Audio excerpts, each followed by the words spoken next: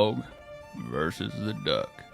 It's a tale as old as time, and as old as Super Nintendo. Most mailmen run away from dogs, but this mailman runs the show for 'em. He's one of the few old dogs remaining after last season's national championship, but now it's time for some new tricks, as a former dog now holds the title of Top Duck. For Kirby Smart, it isn't about being hunted after winning his first title. It's about collecting the kill all season long. Do these Bulldogs still have more bite than bark? Or does Oregon have something to quack about in Atlanta? Dogs versus ducks. Let hunting season begin.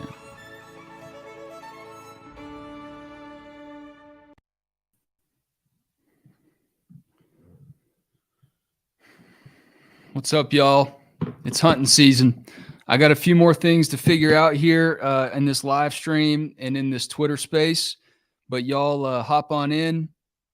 I'm going to put my contacts in and get rolling here and get my stream set up so I can actually follow along with the game. I'll be right back. We'll talk to you as hunting season is about to start.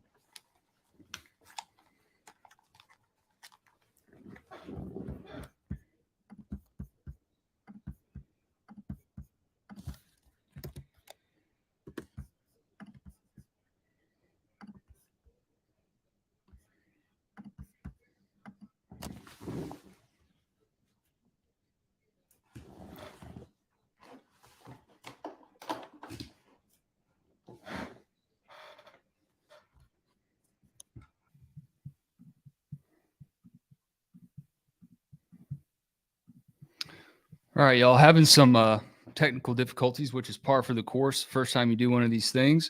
But I'm Wes Blankenship. This is Dogs HQ. As Kirby Smart said, it's hunting season, and Georgia does not plan on being hunted this year. They are going to be the hunters. And my camera difficulties are hunting me, but that's okay. That's all right, because it's college football season. We're going to roll with the punches. I believe Jake Rowe is going to join me here in a minute, and we're going to get going on this game. Georgia and Oregon. I mean, what else do you want? It's time, as Jake Rowe's been saying, to flush the national championship win down the drain, move on, and figure out what the Dogs are going to be in 2022. In the meantime, they've got to deal with Dan Lanning, their former assistant. What does he bring to the table? What do his Ducks have to offer today against Stetson Bennett, who a lot of people are wondering why he came back? Some ESPN personalities are wondering why he came back. But you know what Stetson Bennett doesn't care about? Stetson Bennett doesn't care about what ESPN personalities think. Stetson Bennett doesn't care about what the prognosticators think, because he is going to ball out as a man who knows how to run Todd Monken's offense. And to that, I say, let's get this season underway. Georgia, number 3, Oregon, number 11. Go ahead and share this link. Comment. We can see everything y'all are commenting as you interact with us, engage with us. And I'm excited for football season, man. Kirby Smart said that he is not thinking about the legacy of repeating as national champions. I would have a hard time not doing that myself, but it is what it is. Here's Jake. What's up, man? Hey, sorry. Of course, we had some technical issues on the first time we do this. My camera doesn't want to connect, and it's just par for the course. But, hey, we're here. We're up. It's game day, and a new college football season starting, man. I'm going to need just a second, too, because my microphone is not working, so I'm going to have to check on something else. Hold on just a second. All right.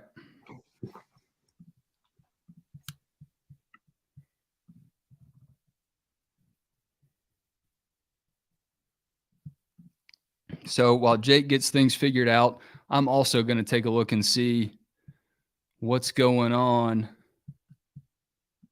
with my camera. I know y'all can see me, but I actually have another camera that works. So the Dogs out in their block uniforms now, the block jerseys, bringing back the classic look. I love that. I'm so happy to see it. Have been championing that for a long time because I think they look so sharp. I just think they look so good. It's a natural fit. Georgia's classic. Why not have some classic numbers as well? So let's hear what y'all are thinking about the game so far. Stetson Bennett warming up on the sidelines. He's ready to go. Bo Nix going to be the starter for Oregon. Someone who also has a lot of experience against Georgia. Not good experiences, but he has experiences nonetheless. And Georgia hopes that those tough experiences continue. Welcome to Alex Jones listening in. You say go Irish, Alex, but, you know, this is a Georgia space. I hope you're all right with that.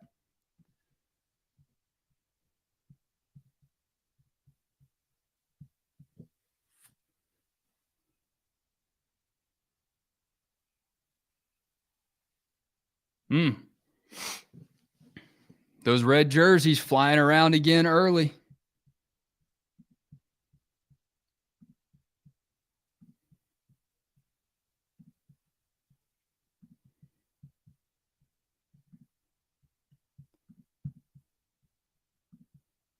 What do y'all think about the green on red?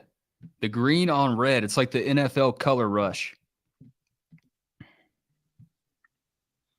I'm going to have to operate without a microphone here for a minute. You're good. Wes, I think I'm a little bit ahead of you, man. Yeah, I think you might be. I've got the radio on in the background, but obviously I can't use the audio. But you go ahead. I mean, I'm looking at 3rd and 3 right now. Go ahead and react. I mean, we can't do play-by-play anyway. It's just reacting to what's going on, talking about the storylines of the game. But look, man, you like just got right into it. Started the first week of Georgia's season. How's that feel? It feels great, man. I actually like watching games from home whenever I can because it's a change up. I got a chance to do it twice last year. My daughter had COVID, so I watched the Arkansas and Auburn games from home, and that was a blast. Actually, it was just kind of cool getting a chance to see. A lot of times when you're up there in the press box, you're looking for a replay or you're looking for something, and it's just not as readily available as if you're watching it and you got your own screen to see it on. So I'm pretty excited about that. We've had a busy morning on the message board, had a busy morning as dads.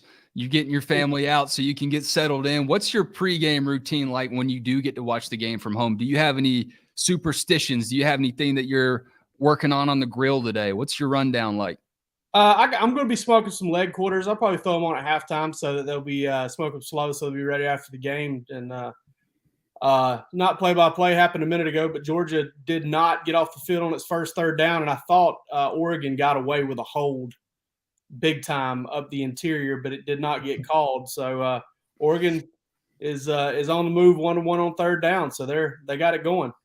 So if Oregon, whether or not they actually got called for the hold, if Oregon's offensive line is having to hold against Georgia's D-line early, that looks like something that could be a good omen for the Dogs defense, but we'll see how it holds up. Could be. As they keep marching. But yeah, Bo Nix, I mean, they're going with a little bit of kind of underneath Georgia's defense. If Georgia can't get pressure, which is really easy for Bo Nix, he doesn't have to run around too much and potentially make any mistakes. Yeah, as he's wont to do against the Dogs defense. I'm a big fan of Kenny Dillingham, Oregon's offensive coordinator. They were showing him just a minute ago, and I had actually forgotten that he was there. I know things didn't work out super good while he was at Florida State, but I've always thought he had a good mind. Obviously Dan Lanning targeted him really quickly, so he's a talented dude. So make sure my Twitter space is still going too. We want to use the Twitter space as a function for y'all. London. Smile has the opportunity for some great NIL endorsements if he can get some dentists. Every dentist in Athens, baby. Orthodontist, dentist. Smile's got some great chances ahead of him there. When you look at NIL, I mean, we spoke briefly on the Georgia Show, our podcast that we do a few times a week, about everything that's changed in college football. Yeah. But, I mean, what an offseason for you to have a moment to just kind of take things in from the sidelines. The sport has changed so much. It has, and it began changing before I did that. But I'm a fan of NIL, man. I mean, the sport has to move. It can't sit there in a solid state. A lot of people are talking about conference realignment, and I think conference realignment, for the last 20 years or so, has been more than you realize, and has also been good for the sport. Like, it's been good. It was good for the Big 12. It was good for the Pac-12, and getting teams moving around. It keeps things fresh, and I like the fact that these guys can profit off of their own face. They can profit off their own name, and I think that's capitalism, man. And I feel like a lot of those people that want to tell you that it's not good for the sport and that the sport's going to go away. I think those folks are just so mad that things are changing that they want to think the worst. But I don't, not at all. I think this sport's going to be healthy, and I think it'll eventually look pretty good for the sport. So Georgia's getting the ball back, getting the ball for the first time, actually. So, yep. Jake, I'm going to ask you a question and try to adjust something with the cable on my camera. But when you look at the way that Kirby Smart is handling NIL, and there's a lot of, anguish and complaining on our message board from some posters about Kirby not being willing to go all in like you've seen some programs. My take on it is that Georgia fans, Georgia boosters, and Kirby just don't want to give off that aroma of desperation. What do you think about that? Yeah, I think that, and also be weary of the programs. Be wary of the programs that you find a lot out about their NIL, right? Because I feel like if you're sitting there and everybody can kind of tell you what's going on, with your NIL, if everybody can tell you what's going on with so many different players in this group, in this collective, I don't feel like that is very tight. I don't feel like that is very buttoned up. But when you're sitting there and the coach is giving you whatever NIL information you need or whatever you get, and it's on the hush hush, I think that means it's kind of buttoned up, and you've got these coaches that are kind of doing things in such a way that that prevents maybe some trouble down the line. It definitely prevents some of the scrutiny that Texas A&M got, because there was all sorts of things leaking there. Texas A&M couldn't control the message, and some of that was because Texas A&M was doing something that Texas A&M hadn't done yet, but they couldn't control the message. I think the teams that control the message on NIL are the ones you need to worry about. It's like that dog that, there's a sign out there that says beware of dog, and he's not out there barking, right? But there's a beware of dog sign out there for a reason, and that's the dog you need to worry about, the one that kind of just sits there and stares at you. I think that's what you're looking at in a lot of ways with these, and I think Georgia is doing fine with NIL. If they weren't, they would be getting blown away in recruiting, and they're not. They're recruiting still extremely, extremely well. Yeah, let's look at where Georgia is in recruiting, just for the record. You look at team rankings. 2023, Georgia's number 2. They're right behind Alabama still. Yeah. And obviously it hurts when you miss out on guys like Justice Haynes. I mean, that one will hurt for a long time. Caleb Downs, Caleb Downs. I mean, Haynes with his dad being the guy, he is, that is really painful there. But yeah, man, I think fans are a little –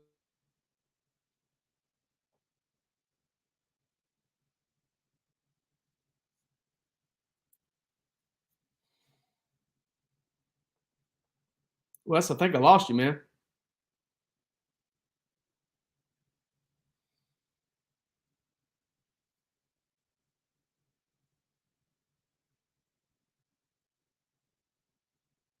All right. There we go. Hey, Wes.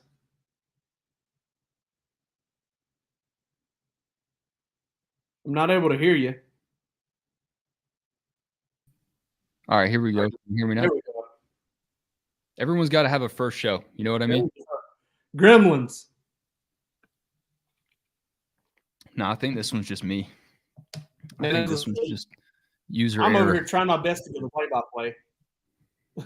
I'm fighting a play-by-play tendency like crazy, but it's funny. It's funny you say. It's funny you say that, because one of the funniest things we talked about Coffee Town last night when we did the Twitter space, impromptu Twitter space. But one of the funniest dynamics to me when I would go to high school games was PA announcers who didn't know that they weren't the radio guy. And that's kind of what this reminds me of. Guys that are doing the loudspeaker for the stadium and still trying to do, look, we only need to hear from you, when there's an important update. My high school announcer when I was in high school, a guy named Ray Fussell took it over, but I remember Ray Fussell. Why does that name sound so familiar? I don't know. He's a legend. We love old Ray. Where'd you go to high school? Atkinson County High School in South Georgia, a little town of about 3,000 people. But when Hal Langford was doing it, back when I was like a manager and early in my high school career, he would start out, PA announcer, great, tackle by number so-and-so, brings up, Atco gets the ball at the 20-yard line, and it would just kind of be intermittent like that. And as the game went on, if it was a tight game, he turned into Larry Munson. He started giving everything, and he really got into it. It's very fun to listen to him at that point for sure. All right, so right now we're nearing halfway through the first quarter. What are your thoughts so far? Anything surprising you about how Oregon's going about things on offense or defense, or what Georgia looks like? No, not at all. I mean, this is kind of almost exactly what I would have expected the game to be like. I've watched Georgia run about 4 or 5 offensive plays here, backs, tight ends, Ladd McConkey.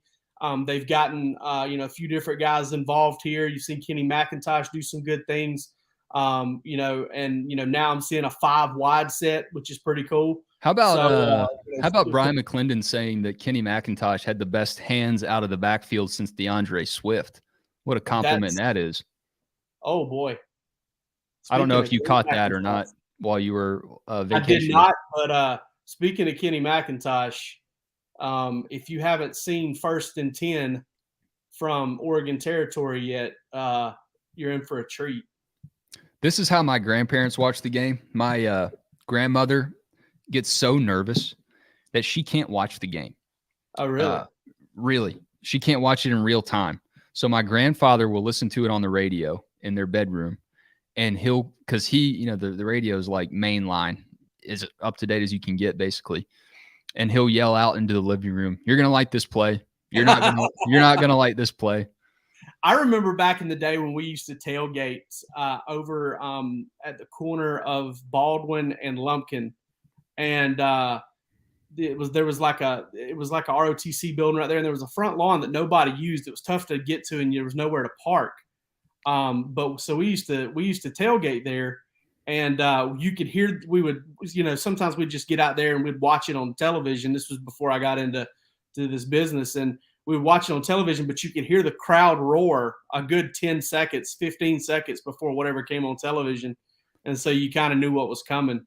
I also had that issue in the with the Braves in the playoffs a couple of years ago. Buddy Kip Adams that I used to work with, shout out to him.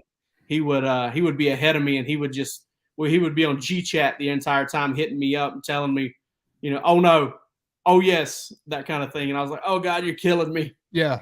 Don't ruin it for me. How about the people that will like not try to keep up with the game at all? If they go out to like a family function or a wedding and they'll record the game.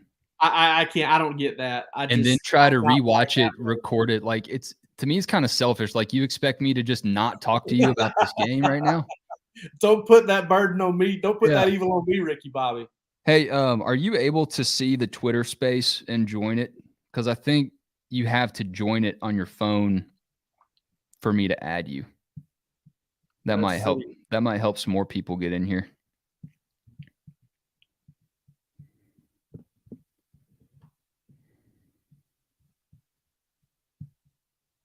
Justin Thomas says, "Go Dogs." I assume that is not PGA.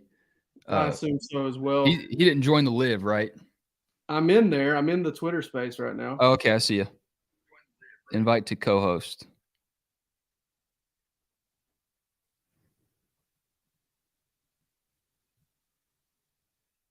All right. You in there? Now, what do I do with my audio here? Do I just turn it down? Yeah, just turn your audio down.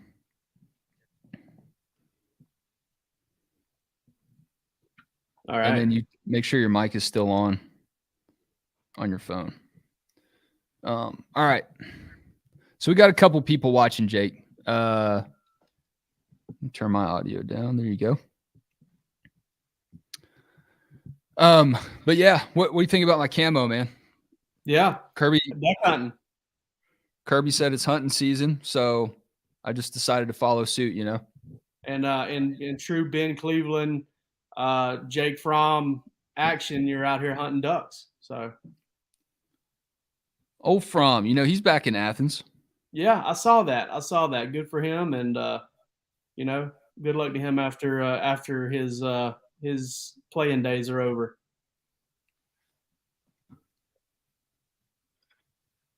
Stetson's looking quicker to me. Are my eyes fooling me?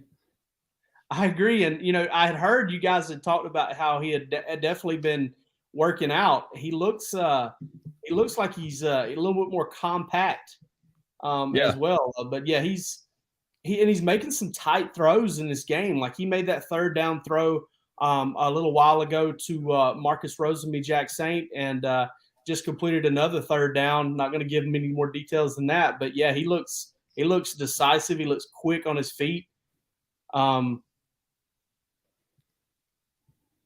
Oh man, the Dogs have reached the end zone.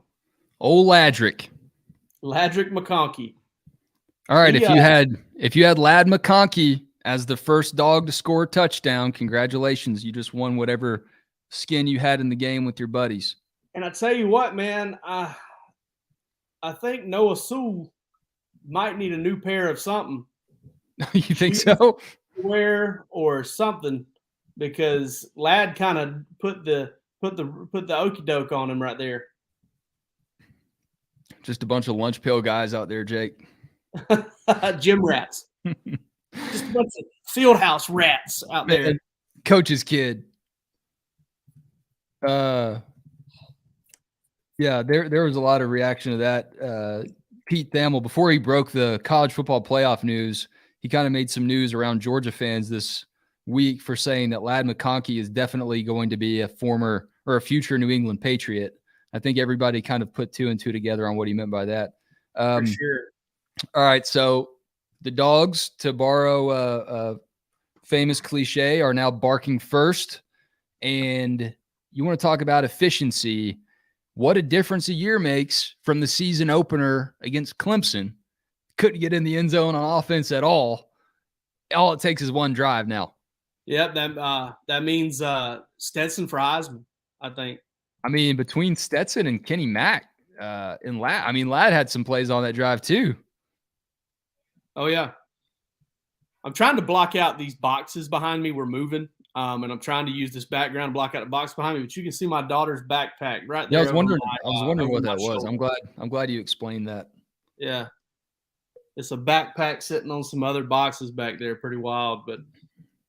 So what are you working on during the game today? Let me I don't have a whole lot working on during the game. I'm going to write I'm going to be ducking out of here for good, probably not for good. Well, we'll be back after the game, and you and I will break down kind of what happened. But I'll be writing the gamer probably during the fourth quarter. I'm going to post some halftime notes, so I'll be ducking out of here in the second quarter to get that done. So yeah, pretty much that kind of thing.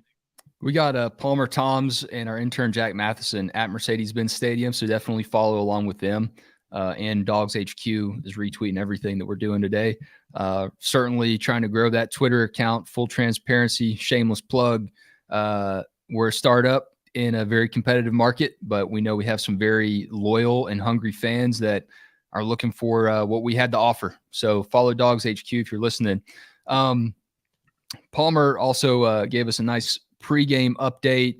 We've been beating this game to death, man. And just to actually see it is so just refreshing. I don't know how else to put it. It's a new season, a new game. It's a very, very long off season. And I couldn't wait to actually see that red against that green. And for all of the hype that we've heard about Oregon's linebackers, Georgia and Todd Monken made them look like they were on ice in that first drive there. Definitely carved them up. Wes, I'm going to grab myself something to drink here because I've been talking so much I got cotton mouth. So give me a second. I'll be right back. All right, y'all. Thanks for tuning in. If you are listening on our Twitter space, welcome. Took us a minute to get fired up, a little slow today. Some user error, some technical mistakes and issues were made, but we are up. We're up. We're doing a simulcast on Dogs HQ's Twitter space and Dogs HQ's live YouTube. Definitely want y'all to engage and check that out. Comment if you're on YouTube. Request to speak if you're on the Twitter space. If you got a thought about Georgia's first drive there, whether it was on offense or defense, request to speak. Raise your hand. Don't be scared. Let's treat this like a call-in show. Have some fun because it's football season again, and why else would you not want to speak about this team? They're national champions. They've got the crystal football after long last for the first time since 1980. So we are now 7-0 Georgia, and towards the end of the first quarter, and the Chick-fil-A kickoff game, if you haven't been, Georgia fans, you're going to have another chance to go when the Dogs take on Clemson in, I believe, 2025. But the best thing about the Chick-fil-A kickoff game, if you're in the media, is how much free chicken sandwiches you get. If you aren't in the media, then you don't get them for free, unfortunately. But you still get like more access to chicken sandwiches than you on a normal day, and you get to watch the Dogs. I'm thinking by 2025, the Dogs will have firmly past Clemson just based on recruiting. just based on the trajectory of the program. A lot is made of Kirby versus Dabo when it comes to the resume and the history on the resume, but I think it's overblown. I think it's very clear. I'm not just trying to be a prisoner of the moment. But, Jake, when you look at – I was just rambling about Georgia and Clemson. But what did you think of the offseason, the peak talking season moment where people were arguing whether or not Kirby Smart or Dabo Swinney was a better head coach in college football? I mean, I get it. I just think that kind of stuff's kind of meaningless. I understand why it must be talked about. You know, I get that part, and it's fun. But at the same time, you know, I understand where somebody would come up with that idea. You know, where they would say that. You know, Dabo has had a lot of sustained success there at Clemson. And I know the road's been a little bit easier. He hasn't had to go through Alabama to get to the college football playoff and make, 6 in a row or whatever they made. You know, it's one of those things that'll work itself out over time. But, you know, as of right now, Dabo's got a pretty undeniable resume. To me, it's the kind of conversation you have when it is deeply, deeply off-season time, when people are just desperate. Yeah, right. Like you said, peak talking season for sure. All right, we'll do a quick stat run through right now. Ladd McConkey, his touchdown was on the ground. So Ladd is Georgia's leading rusher. Don't know how many times that'll happen for the rest of the season. You probably could have got that at plus 5,000. Yeah, at any point this year, will Ladd McConkey be the leading rusher of the Georgia Bulldogs? Stetson Bennett, the second leading rusher, with 7, and Kenny with 3. But check this. Kenny McIntosh, the leading receiver, 3 receptions for 30 yards. So it's bizarro world on the Georgia offense. Yeah, no doubt.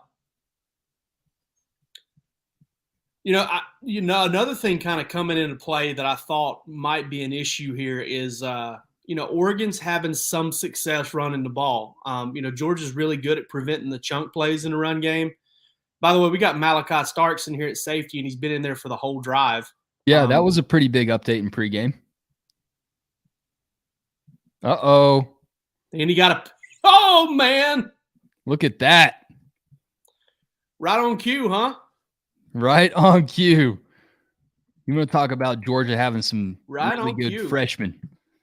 Really good freshmen. Last year you had Brock Bowers, AD, Ladd, and once again, a Dogs freshman making a mark against Wes. I'm going to go ahead and tell you something right here. If you watch that play, if you just watch the full play there and they showed it, he had his body turned one way, kind of wiring that receiver towards the sideline. And then when he realized the ball was in the air, looked over his left shoulder to see the ball was in the air. Yeah.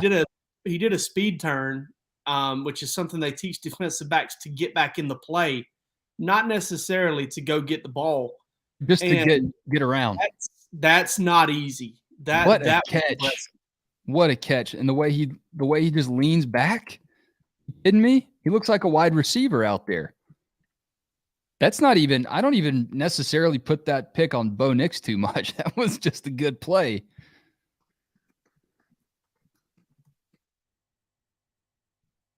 Did you watch much of Malachi when he was in high school? Did you see a lot of clips? I know, you know, recruiting's not necessarily your emphasis, but how familiar were you with him coming out of high school? Really, really familiar. You know what's funny?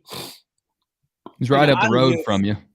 Yeah, I'm moving to Jefferson here in a few days, and then, you know, I live in Winder, but, you know, I shop at the Jefferson Kroger because it's closest to my house, and we go to downtown Jefferson all the time. And my wife works in Jackson County school system. Big rivalry there. Yeah. But I've met so many people who are around that program, and man, they beam about this kid, man. His athleticism and everything, but also just how cool of a kid he is. I was playing golf over at the Chimneys in Winder not too long ago. That's your home track, isn't it? Huh? That's your home track. That's my home track. Yeah, that's my home track. I don't know if it'll be. You keep that thing hot. Yeah, I do. I try to keep it going. I've shot some good scores out there. But so I was out there playing with some guys. I got paired up with some guys who had graduated last year. You know, Malachi's class, and they had played high school ball with him. One of the guys was the guy who actually played safety on that team. Malachi played some safety, but he played a lot of quarterback. And man, they were just telling me Malachi Stark stories, just kind of about some of the things he would do in practice and some of the things he would do in the classroom and at school in terms of like interacting with adults and things like that. And you're just like, man, this is an old soul here. This kid's got a little bit of an old soul to him. So it was pretty cool, having that experience and getting to know that and talking to so many people who just, really like the kid. I had a little bit of insight into his recruitment too, because right around about 3 or 4 weeks before he was expected to make a decision, I got to know a guy who Malachi was really good friends with his son, played high school ball with his son, and had spent the night at his house a bunch of times, and he was kind of keeping me filled in on what Malachi was thinking and telling folks, and he never really played that whole like you'll see type game. He when people asked him what he was going to do, he told them. I went to a Dragons game when I was in college, and I picked up a freelance photography. By the way, I got to rep these guys over here at 960 the ref. I think I got to hold this in my view right here over here in Athens. We need to get 960 to get us on. Well, I mean, we're right up the road. Clearly, we could all use a little bit of help. I was at Jefferson doing a freelance photography job for the Athens Banner Herald when I was in college, Jefferson football game.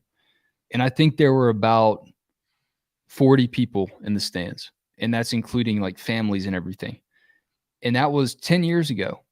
To see how that program has taken off, and I know this is a very niche high school football conversation right here, but I don't know if I've really seen a high school program become what it's become that relatively quickly as Jefferson did. Yeah. They, T. McFerrin going there, I think was a big boon for them. And then they had that quarterback that ended up going to NC State. I cannot remember his name, but he was a really good player, really good runner. Oh my God. I feel like I just watched a clip with the bear from the Revenant.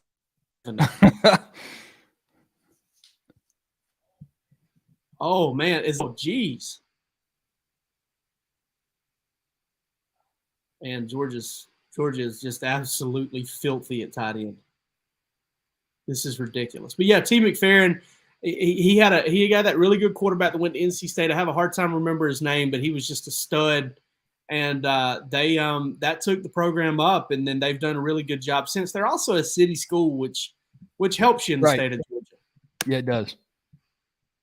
And there are a lot of them around here. You talk to Ed Dudley over at Winterboro High School, and he'll tell you straight up, I got Gainesville High School, I got Commerce High School, I got Jefferson High School, I've got Buford High School, all within an hour of my shop here. Sometimes it can be hard to hold on to a player, and that happens.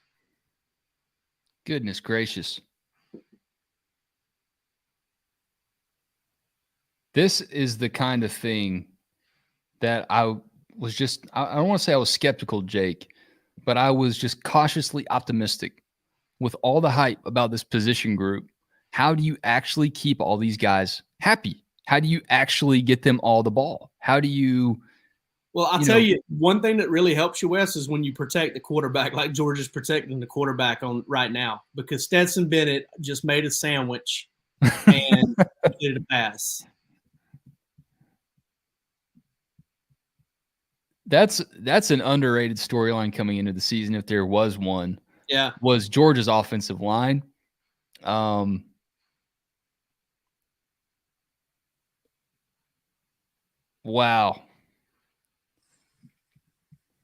What are you sipping on, Jake? I have like 2 Michelob Ultras Golds, the organic kind, in my fridge right now. So I didn't even know they made that. Yeah, it's my favorite. It's really good. really good, and it's organic, so it's really good for you. Right. It's healthy. Healthy beers. Yeah. When the doc asks you at your physical, how often are you having alcoholic beverages? It's like, well, doc, I'm having a few, but they're organic at least, so it's good for me, right? Exactly. I'm sipping on. I don't know if you've had a chance to get this yet. Peach State Light. My buddy Jake Sapp started it, who's involved with ESP, the nonprofit around town. Kind of headed for new pastures, and he started a beer called Peach State Light. And I mean, if you want to talk about building a community like we want to do here, he's tapped in. He's already got, I think, distribution to Golden Pantry, which is awesome. That's awesome, man. Big small business guy here. Oh, yeah. I mean, you go downtown Athens, I think that's just as important as it's ever been because that town is growing up, man. Well, Wes, Georgia, end of the first quarter, and Georgia is knocking on the door again. They're going to have second and goal. I think after they scored his touchdown, I'm going to have to go ahead and pop out and get started on my halftime stuff. Yep. Get after it, man. Making sure I'm ready because I'm still new to this here content management system I've got to use. It's very different than the one I was using. And I know both. Let them behind the ropes here a little bit. It's not the easiest thing to work with sometimes. Yeah. So I got to make sure I got plenty of time. Yeah. It's not as easy as just writing anymore. You have to write. You have to write for a computer. How crazy is that? You have to make sure the computer likes what you say. Yeah. You got to optimize everything so that you've got the best chance of it reaching the most people. But I will say this, one of the things I do like about it is, if you just had to jump in there and you had to write something and you're like, all right, my best way to get somebody to read this is to make the headline provocative. Mm-hmm. Well, I can, yeah, right. But if these optimization tools they've got in there, I feel like are counter that because they give you a way to make the URL in such a way, like if you're not familiar with something called SEO, search engine optimization, where it can get the most reach while also being an accurate and succinct headline, and I really appreciate that about it. So, yeah, I've never tried to be a clickbait headline guy, but this takes even more of the temptation and pressure out of it. Yeah. Well, I think we've spoken enough about search engine optimization for one show. What do you think?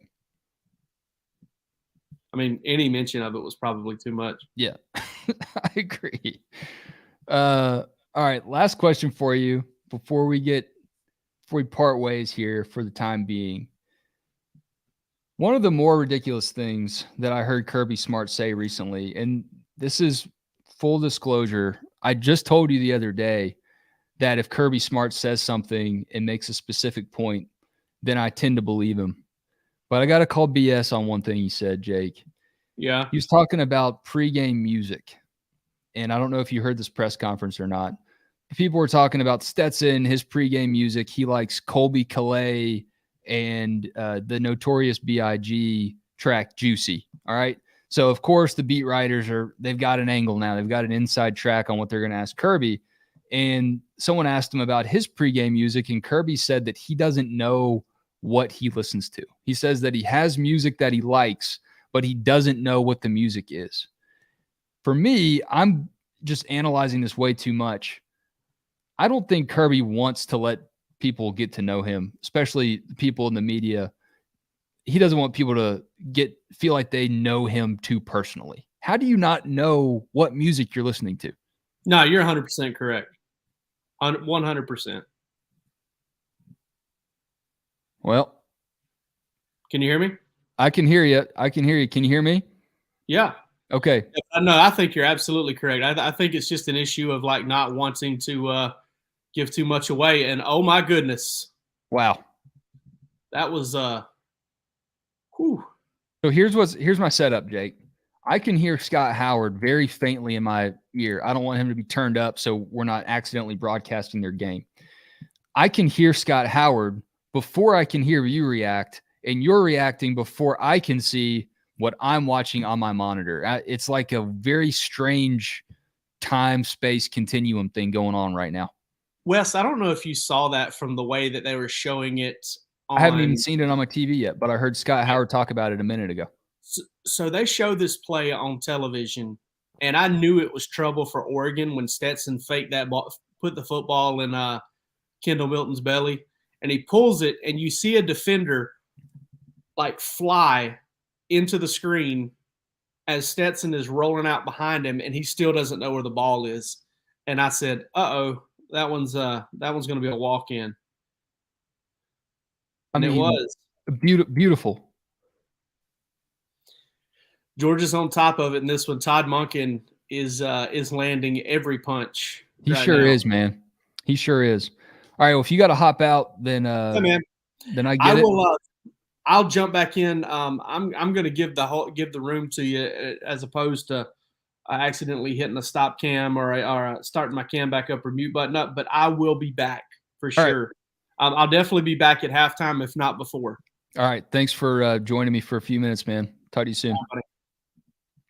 All right, guys. Jake Rue out of the building, and let's see if I can't get Jake Roos to come in. I think he wanted to come in. I don't know where that guy is, but hey, if you're in this Twitter space, I mean it. Let's talk. Let's talk about the game. It's just me now. There's nothing to be shy about. I'll hold your Twitter space up to my microphone here on YouTube. And this is going to be a call-in show. It's a live show. We got Brad Lord here. Brad Lord, Gridiron Coffee Company, on our YouTube saying, "What's up, Wes?" I appreciate that guy. I was just on his podcast the other day. If y'all want to check out a motivational, inspiring show about high school football, that checks a lot of boxes for me. Check it out. Gridiron Coffee. Let's see. Georgia up 14-0. The line was 17. Was it 17, I believe? I don't have a producer. I'm producing this thing live. So I believe it was around 17 points. So Georgia on its way here as the second quarter begins. Big thoughts for me as we look at the stat box. Stetson Bennett, 11-13, 154 yards. Rushing twice for 8 and a score. Kenny McIntosh, 2 carries, 6 yards. Ladd McConkey, 1 carry for 9. And then the receiving game for Georgia. Kenny McIntosh, still the leading wideout for Georgia. Marcus Rosemy-Jack Saint behind him with 1 catch for 12 yards, but Kenny with 3 for 30. Bo Nix throwing the interception to the freshman Malachi Starks. What a dude. A freshman preseason All-American, according to our On3 rankings. Special kid. Jefferson High School alum. Go Dragons. One of the greatest mascot names in high school football. Welcome to everybody watching the show. It's our first time. First show doing this. We got a couple people in here. Leave a comment. Where you from? Talk to me. Steven, Rick, Duck Dog, you got an interesting name. I see you on our Twitter space. What are y'all thinking about the game so far? Let me know.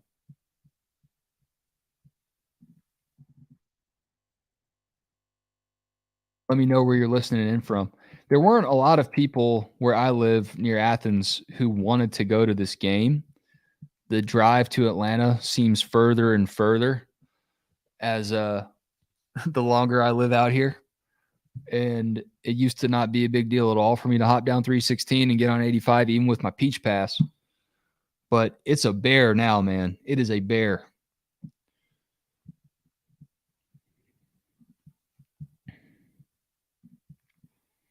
All right.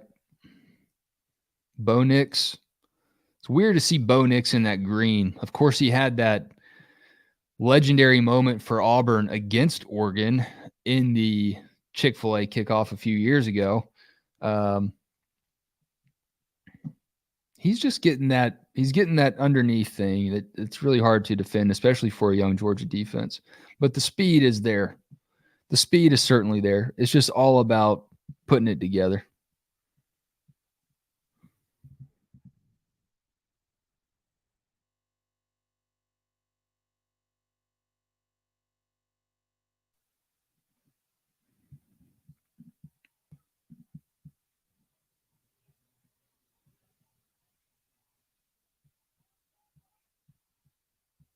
So that's some of what we were talking about throughout the week.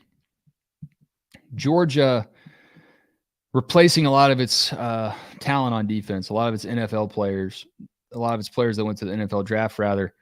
That's why I didn't feel like Georgia was going to cover in this game, is just because of Georgia's youth. Not that they're bad, not that taking a step back is going to be detrimental to the team in a concerning way.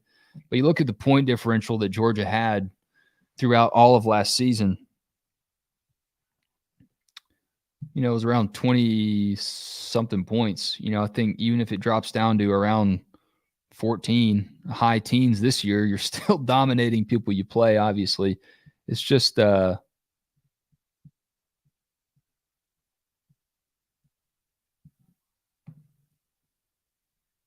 it's just a different ballgame for them now. And Oregon obviously has a lot of speed. They've got a lot of running backs, like Georgia.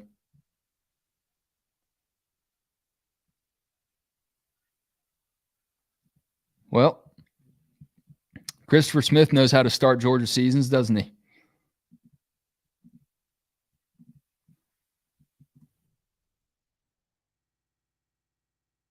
You see Georgia there after some adversity, a big gain, a penalty out of bounds, uncharacteristic.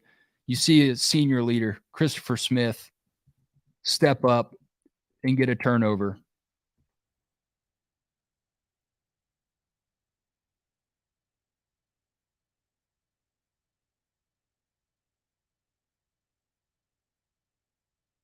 So Christopher Smith had the pick six against Clemson to start the 2021 season. Now he's got a pick today.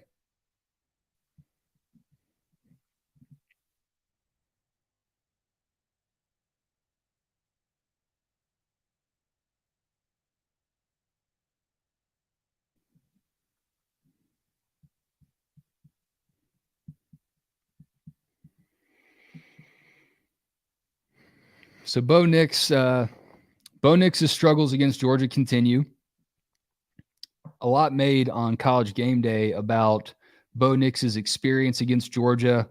Just because it's bad experience doesn't mean that he can't turn it into good experience today. Clearly, red jerseys and Bo Nix don't mix.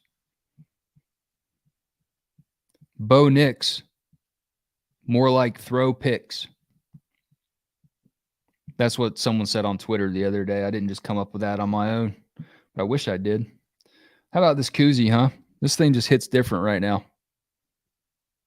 What is it? Smathers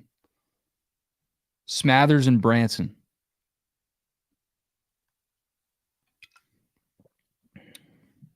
Most money I've ever spent on a koozie for sure.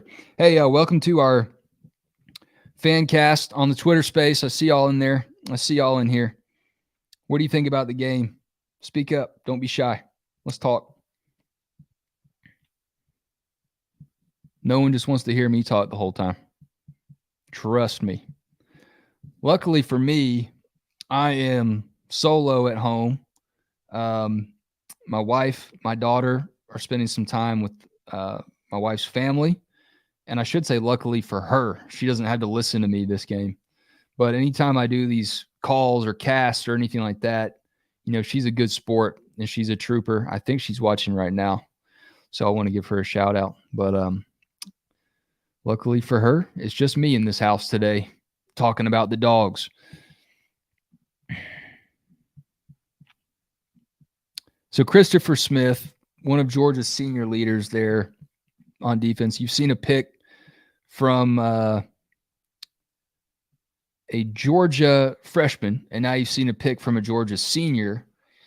That's the scary thing for anyone playing Georgia this season.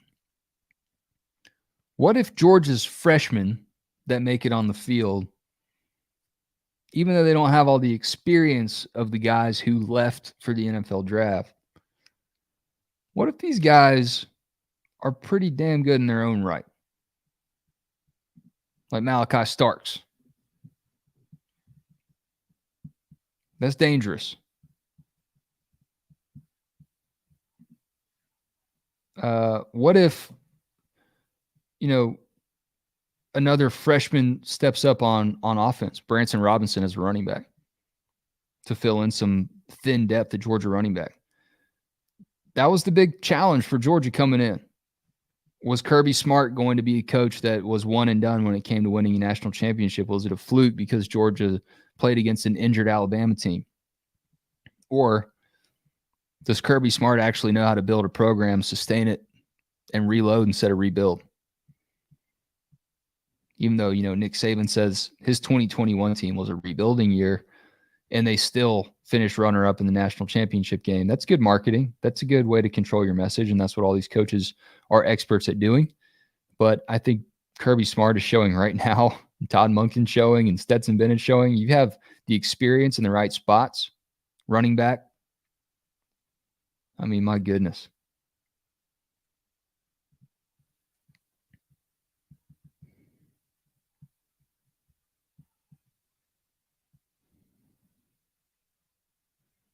Amarius Mims is now playing right tackle for Georgia. So Amarius Mims, you want to talk about the transfer portal impact on college football? Amarius Mims, one of the rare occasions where a guy decides to transfer, puts his name into the portal, and then after thinking about it, comes back. What made him come back? Maybe he just loves the Dogs. Good Twitter post here from Reddit CFB. Bo Nix really moved. I'm going to share this right here. Gosh, Georgia's offensive line.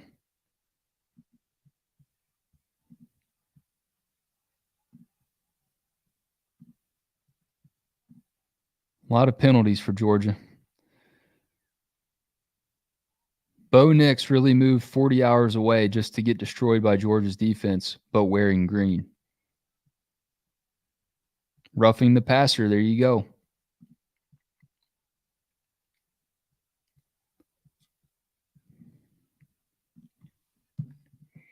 How about some other scores going on? What else do we have going on in college football today? Texas A&M 17-0 on Sam Houston. Arkansas 7-0 second quarter against Cincinnati. Miami up 14-3 on Bethune-Cookman. Oklahoma up 21-3 against UTEP. Ole Miss up 6-0 against Troy. Has a school made more money off of the SEC than Troy playing these games that are overly matched pay-for-play home games? I would argue that Troy's probably made the most because they play Auburn, they play Bama, they've played Georgia a ton of times. I mean, that they might as well have some SEC branding on their weight room. I would make them. You know what? I would put Troy in the SEC and trade out Vanderbilt. And I know that you talk about the academic aspect of Vandy and people care about that. Look at what's happening in college football. Mega conferences. All right. Potentially leaving the NCAA. Do you think these mega conferences are going to care as much about Vandy's academics in a few years? I don't know. Maybe you have a team that's actually a little bit more competitive. I'm just saying. Maybe it's not Troy, but maybe you bring back, maybe you put Clemson in. Maybe you bring back, well, I was going to say Georgia Tech, but never mind. Never mind on that one. All right, Georgia rolling here. If you are watching on YouTube, let me know where you're watching from.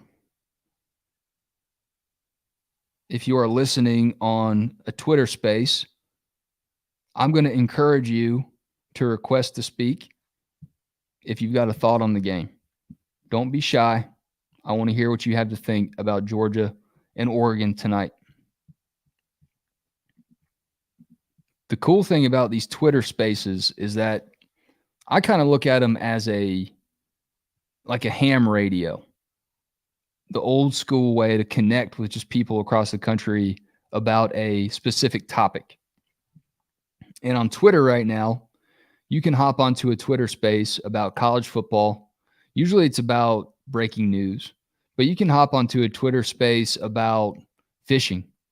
You can hop onto a Twitter space about fixing cars. And there will be people in there who are experts on that thing. And you can learn so much from it.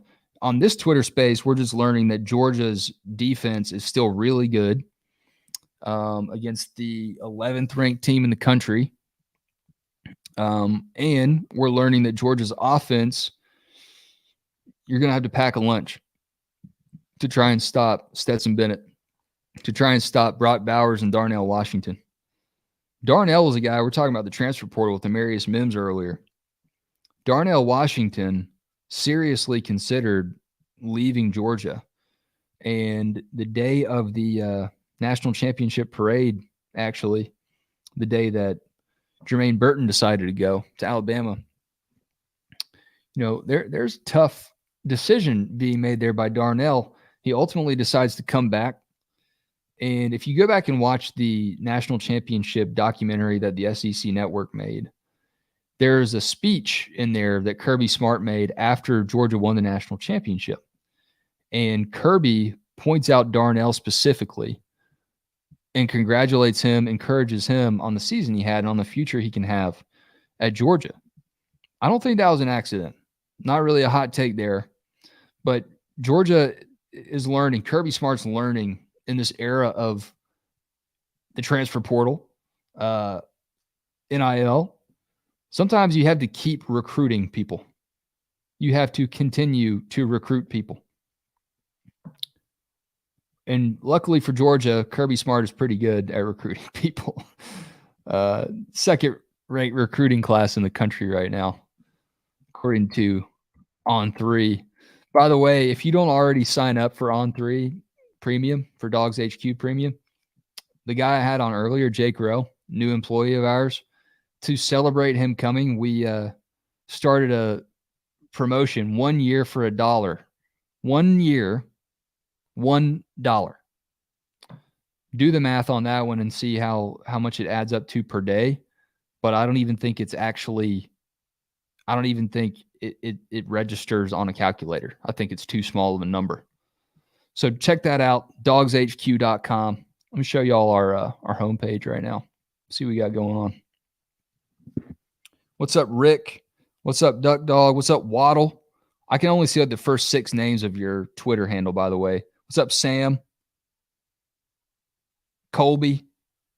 World champion, I think is what that says.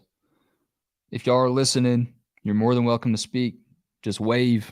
Let's chat. If you're watching on YouTube, leave a comment. It'll show up on the screen. Promote your Instagram or your girlfriend's cornucopia blog, whatever she's working on. You can share that, and I'll share it up there. But whatever y'all want to talk about, let's actually talk about the dogs too. But appreciate y'all listening. Really do. Dogs HQ is a startup in the purest sense of the word. Everything we do is new. This live cast, this fan cast is new. First time I've ever done it.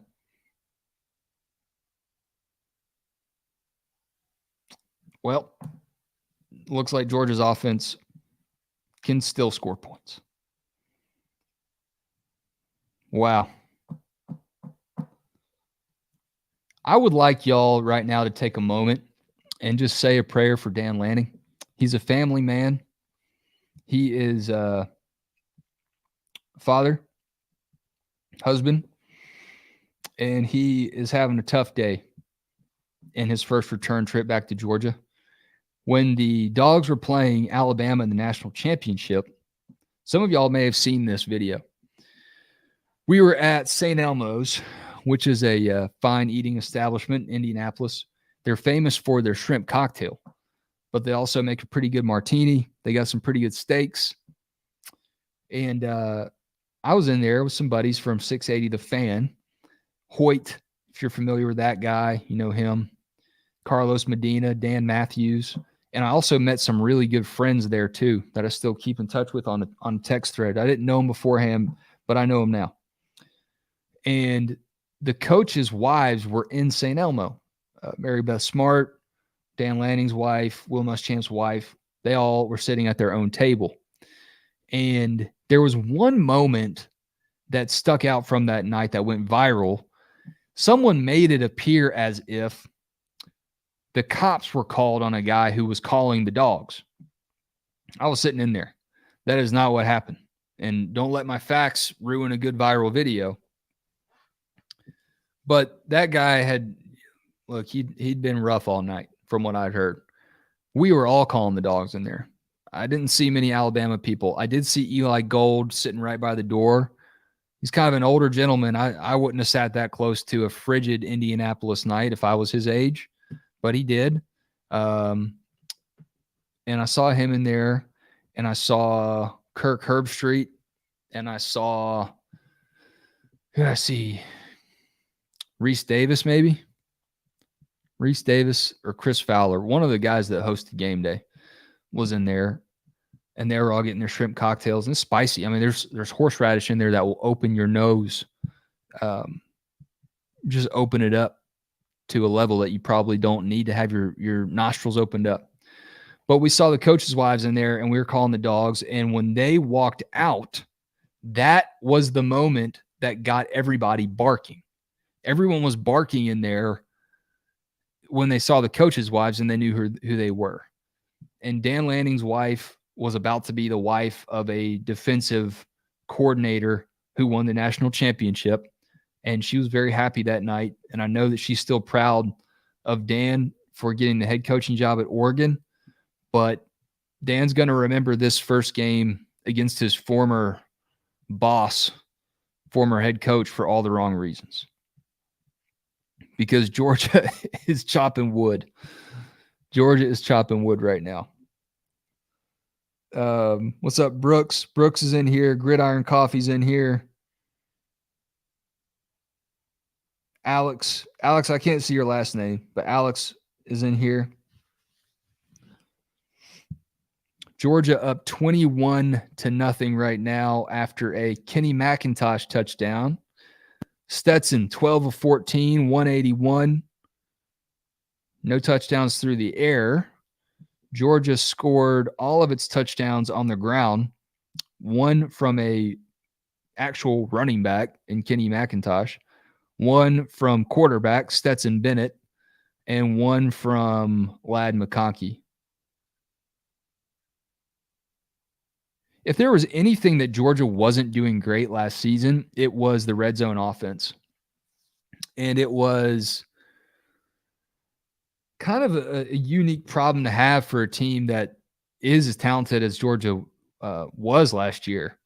But there were moments where the offense couldn't turn a red zone opportunity into a touchdown. And so far, Georgia's done it 3 times. That must be something that Georgia really worked on to start, really worked on this offseason, rather. Sorry, I had an ad just blow out my ear. Had to turn that down.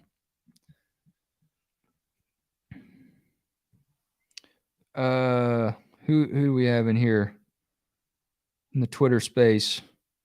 Rick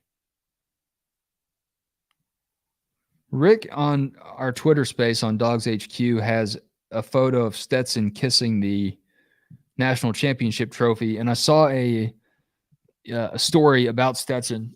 Marty and McGee did it on the SEC Network during the SEC Network's talking season. They recorded it at SEC Media Days. But it reminds me, that photo that Rick has in his avatar, it reminds me of Stetson stepping up to actually accept and hold that national championship trophy when a lot of Dogs fans doubted him. And I feel like even more doubt him now, ironically, even after he was the offensive MVP in both the Orange Bowl and the national championship. But one of his teammates said, hey, they're cheering for you now, aren't they? And I'm just glad that Stetson at some point got his flowers from Georgia fans, because it was very short-lived. You talk about the offseason of, why did Stetson come back? We just saw Paul Feinbaum talking to Georgia fan Elle Duncan, who works for ESPN. She's saying she doesn't respect Stetson. She doesn't know if Stetson's the guy. She compared it to, I think, a child who does something really well one time, but you don't trust them to do it well again. Look, Stetson Bennett is anything but a child. He's almost 47 years old, I believe, or 20. He's almost 25, but he's been at Georgia for so long it feels like he's 47. I think he said he was in his 70s in the Georgia intro photo, which was funny because Stetson has self-deprecating humor locked down. I mean, he's as good at it as anyone I've ever known. He really knows how to make fun of himself. But when you talk about not respecting Stetson, yet again, what more do you want from the guy? Now let's look at what Stetson's done against a pretty good defense. I don't know if it's the best defense Georgia will face this season, but so far in the game, Stetson's got a touchdown on the ground, 12 of 14 through the air, 181 yards. Efficiency. How about all the people that have caught a pass for Georgia? Kieris Jackson's caught a pass. Marcus Rosemy-Jack Saints caught a pass. Darnell Washington's caught a pass, jumped over a guy. Can you imagine how scary it would be to have Darnell Washington jump over you? Just don't land on me, man. Kenny McIntosh, 3 receptions, 30 yards. Ladd McConkey, 2 receptions, 33 yards. Adonai Mitchell, also known as A.D. Mitchell, 2 receptions for 34 yards. Brock Bowers, 2 for 38. That's just Georgia spreading the ball around. That is an offense that knows it has weapons everywhere, and they're going to use it. All right, now here's something I want to look at. Here's something I want to talk about with Georgia's defense. They're up 21-0, right? They're up 21-0. This is where the experience, this is what people talk about with experience versus talent. Georgia obviously has a talented defense, but what does the experience deficit mean when you have a lead like this? It means that when some young guys look at the scoreboard and see 21-0, they probably feel a lot better about where they are than the team actually is. So Oregon driving now.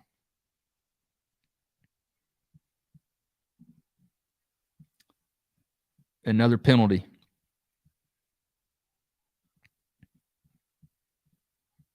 So this is what Kirby Smart is not going to be satisfied with, not going to like.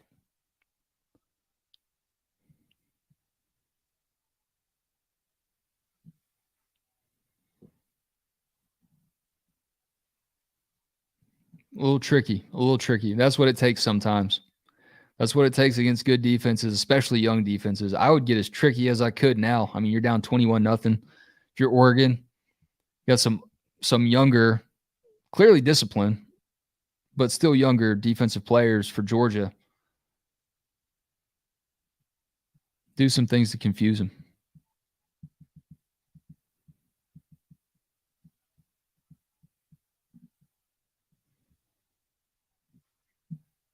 Yeah. People aren't going to like that. Throwing a guy down is now a penalty. Kamari Lassiter getting called for that one. Never seen that in my life. Let me tell you something. Did that ref see Alec Ogletree play Georgia Tech? He might have ejected Alec Ogletree that day. Did that ref see Greg Blue? Where are these refs from? Where's this ref crew from? It's a Pac-12 SEC matchup. I can't find where the refs are from. Sorry, I don't have a producer, but that's ridiculous. Absolutely nuts. I've never, for throwing a guy down on the ground, that just means he's better than you. That just means that you didn't spend as much time in the weight room as he did. If that's a penalty, then I think Georgia will take the penalty every time. That's crazy.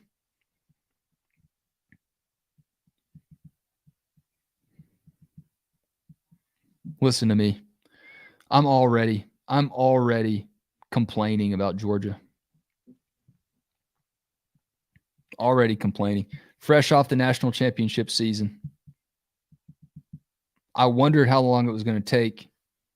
I've written all week about how one national championship was enough, but when was the moment going to be? And that was it. It wasn't even about anything someone on the field did. It was about the refs.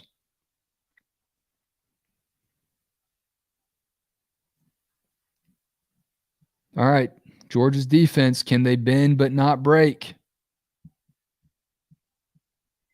You hear those dogs. You hear those dogs. Chick-fil-A game, sometimes a very corporate, neutral site game feels kind of sterile in the building. Not today. Look at all that red.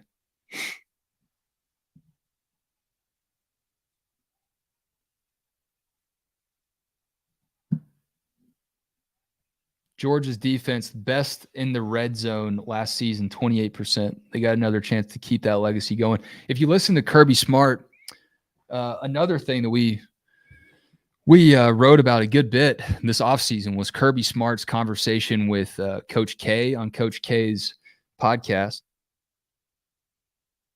or Sirius XM show. Oregon got away with his Sirius XM show. Kirby talks about how the emphasis on the red zone defense between Alabama in the SEC championship game and Alabama in the national championship game. What was the biggest thing Georgia ratcheted up between those two games? It was red zone defense. I mentioned earlier the red zone offense problems that Georgia clearly addressed this offseason. Well, it already started addressing red zone defense issues last postseason. And whatever they picked up from that exploratory time, it's worked. And obviously, Dan Lanning was a part of those meetings. So if you want to talk about how much of an advantage does Lanning being on Georgia's staff and playing Georgia, does it matter? No, it doesn't matter. Georgia, bend but don't break. They allow Oregon inside the red zone, only give up a field goal. It is the biggest attribute you can have as a defense, to let offensives drive on you, but only give up a field goal. That's what Georgia did in the national championship. Look at how many times Bama was in the red zone, and they only got field goals or a blocked field goal to show for it. Georgia's continued that. Georgia's continued a lot of things from last season that were important. Cicero, I don't know what your last name is, but I imagine you're in our Twitter space. I guess you're from, sounds kind of like an Italian name. So if you're from overseas, welcome to the show. Certainly encourage anyone on the live stream to, on the Twitter space, raise a hand. You know, this thing's like a call-in show. If you got something you want to say, you want to talk about the dogs in real time, this is the time to do it. If you're, maybe sitting with some strangers and you're feeling a little shy, then I get that. But if you don't have anything else to do, let's cut it up, man. Dogs HQ wants to connect with you guys. Y'all are in mind above all else. But clearly a lot of you are at the game. I mentioned our Dogs HQ $1 for 1 year special earlier. I'll show you what we got going on right now. Look at this. So y'all can see this, dogshq.com. We've got a live update thread from Palmer Toms, our beat reporter. Been doing a great job all offseason. We had Jake Rowe sharing some news before the game, insider breaking stuff. True freshman expected to start against Oregon. Now, Jake's good, but he wasn't good enough to predict that Starks would get a pick, but he was good there. Georgia true freshman will start against Georgia. He did. We've been busy all morning. I've been trying to figure out this live stream, and I think it's working okay, but we got some people still listening on our Twitter space. I've never done a Twitter space during a sporting event. In theory, I would think that people dial in and listen. They would want to talk and add somewhat of a live call-in element to the show, but maybe we need to rework that, but y'all let me know. Right now, we got Georgia 21, Oregon 3. Under 4 minutes left in the first half. And Georgia gets the ball first. Maybe the Dogs will cover. Maybe the Dogs will cover. They're just covering right now. Just barely covering right now. One of the things that Kirby mentioned a lot about Stetson was eliminating bonehead plays, is what Kirby called them. I haven't seen Stetson do a single bonehead play. And maybe I just jinxed him. Maybe I just broke the cardinal rule of, not bringing something up, not speaking it into existence. But Stetson's look smart. Stetson's look fast. One thing that I heard on College Game Day today, Kirk Herbstreit mentioned that part of the reason why people don't necessarily respect Stetson is that it looks like his helmet doesn't fit, and it looks like his jersey doesn't fit that well either. And I kind of agree.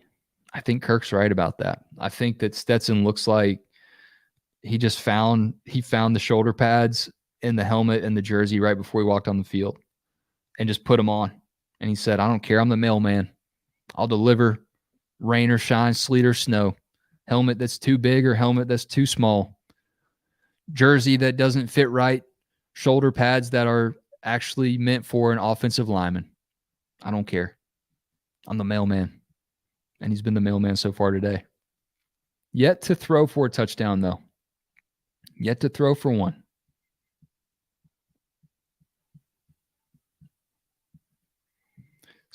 Definitely some questionable officiating today, I will say. Definitely some questionable officiating. Has anyone figured out where this crew is from? Where are these officials from? Are they from Dallas Carter or are they from Permian?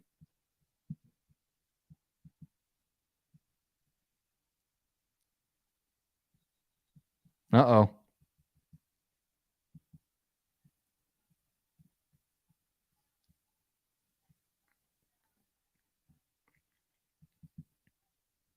No turnover.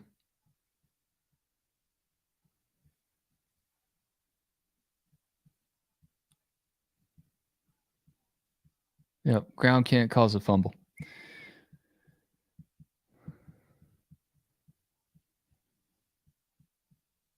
So this is the moment right here. Georgia in a lull, in a little bit of a lull.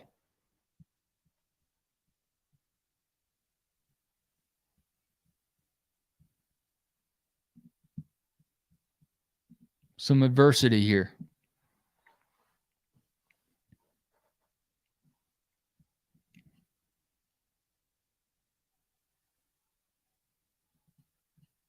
Yep. More of the first game jitters, I want to say. First game lack of discipline.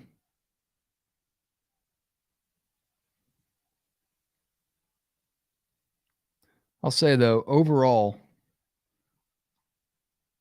I'm impressed with Georgia coming off of a national championship. None of these guys had done it before. And Kirby talked about all offseason. He said that there was one trick that he would tell his players. He said, anytime someone tells you congratulations, anytime someone tells you go Dogs, I want you to conscientiously have a thought about something you're not very good at right now. And I believe that is a convicting mindset that motivated a lot of these guys to move past that national championship. It's probably the best way to do it. Congratulations, you won something. Oh, wait, I still suck at catching the football. I don't know. If you suck at catching the football, you don't play for Georgia. But think about something you're not good at and something that is relevant to what you do. If you're not good at catching the football, but you're an offensive lineman, obviously not much you're really going to need to work on there. But Georgia, showing that when guys are stepping in now in roles that they didn't really lead in last year, they're ready to lead. Look at Kenny McIntosh. Kenny McIntosh was not the guy. James Cook and Zamir White were the guys.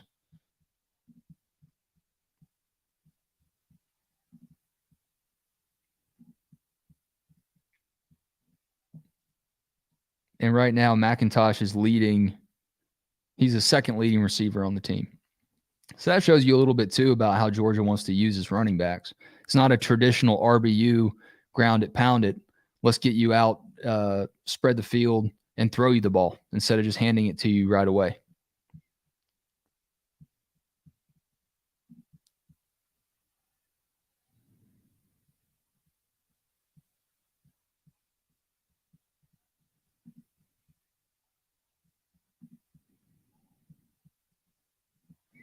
Anytime Darnell Washington falls down, it's essentially halfway to a first down. It's actually a strategic thing that you might want to try. Just give him the ball and let him fall forward. He'll pick up the first down. So Georgia running, no doubt it's 2 minute, 4 minute, whatever they call it, offense.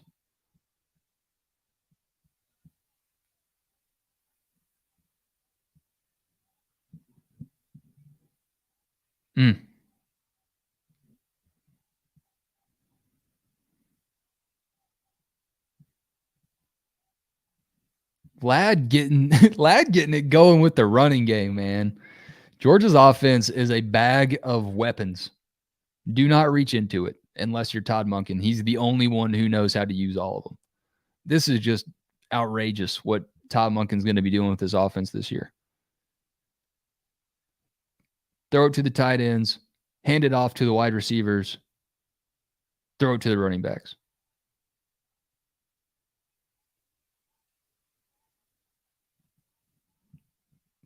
What'd I say? You just can't defend that all game. If you're caught up trying to defend Darnell Washington, how are you going to defend Kenny McIntosh running free on all of you? I mean, again, play before that, officials miss a face mask, I believe, on Ladd McConkey, if the replay is accurate. Again, we hear all pregame, all game week, Oregon's linebackers are going to be the difference maker. They're the ones that are going to make this interesting for Georgia. They can't cover Kenny McIntosh.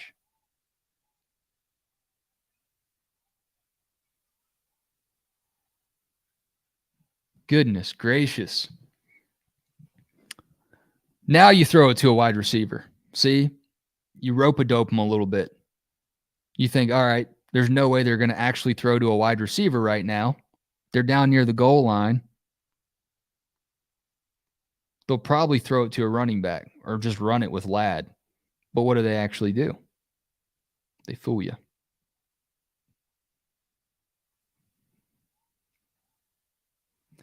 Stetson F. Bennett. Stetson football. Yeah, I just don't know about Stetson Bennett. I just don't know. I just don't know about him. I just don't know Stetson Bennett can lead this team. Don't know if he's the guy.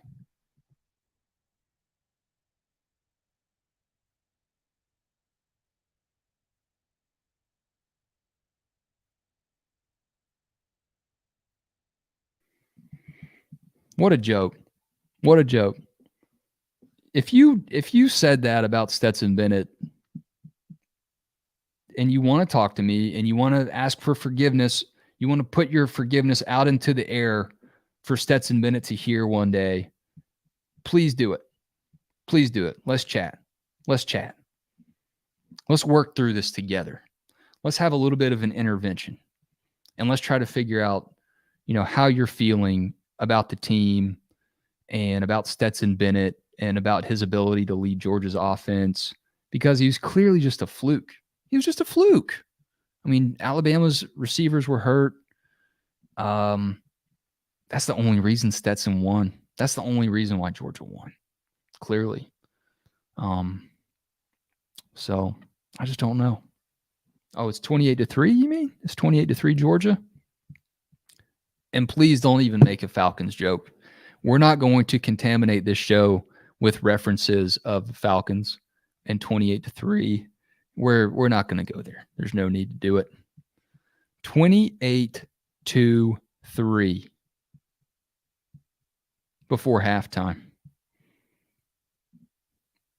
I'll admit it. I said that I thought Georgia would be a little slow on offense or just try to grind the game away, get a decent lead, and grind it away. And now here they are up 25 points. And by the way, I believe that was Darnell Washington that just hugged Ladd McConkey after he scored his touchdown. You want to talk about just objectively funny. The giant Darnell Washington engulfing little old lunch pail Ladd McConkey. Funny sight.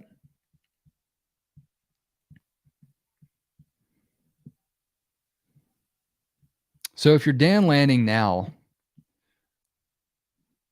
I think you run a Statue of Liberty, maybe. I mean, you're pulling out all the stops for this one at this point. You're down 28-3. Just go back. All right, here's what I do. If I'm Dan Lanning, I go into halftime. I pull up the YouTube, like 8-minute run-through version of Super Bowl 51, and I just run every play that Tom Brady did. And the unfortunate reality for you is that Bo Nix is not Tom Brady. But you got to give it a shot. You got to roll the dice.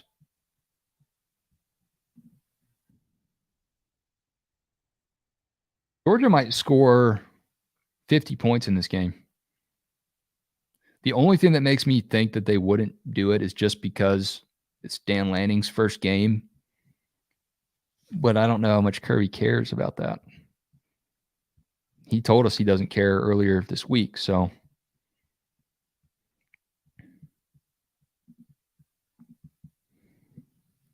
Who else we got in here? Raphael, one of the Ninja Turtles in our Twitter space. What's up, Raphael?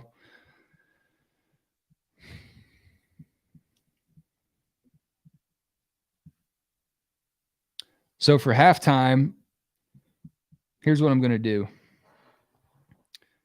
For halftime, I'm either going to get some calls. I'm going to take some of y'all that actually want to talk at halftime. I'm going to get Palmer Toms, our beat reporter, in here too. He's going to take a phone call. He's going to join the Twitter space. But I'm going to hop up for a minute, keep the live stream going so this isn't two different YouTube videos because that's confusing. But I'm going to hop up. If y'all want to talk to me now. Raise your hand now, and let's go ahead and get it going because the second quarter's up. So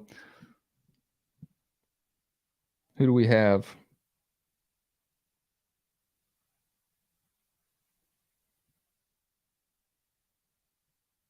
All right, maybe Palmer will join us in a minute.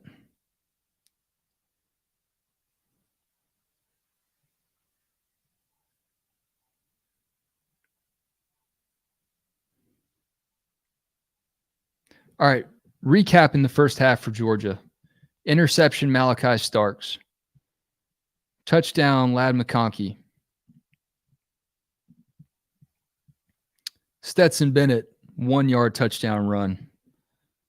Kenny McIntosh ran a long way to pick up 1 yard and score a touchdown on the ground.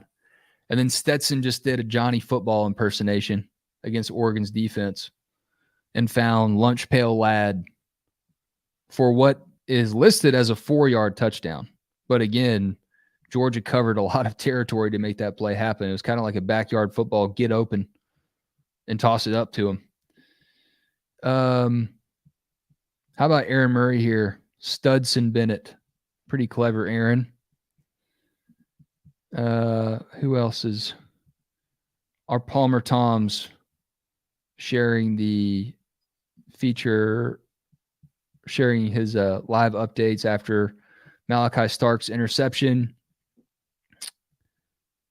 And if you're not already following Georgia football's Twitter account, they are doing creative like graphics that reference the Duck Hunt Nintendo game, and Ladd's touchdown has like the ducks on it from Duck Hunt. It's a pretty nice touch.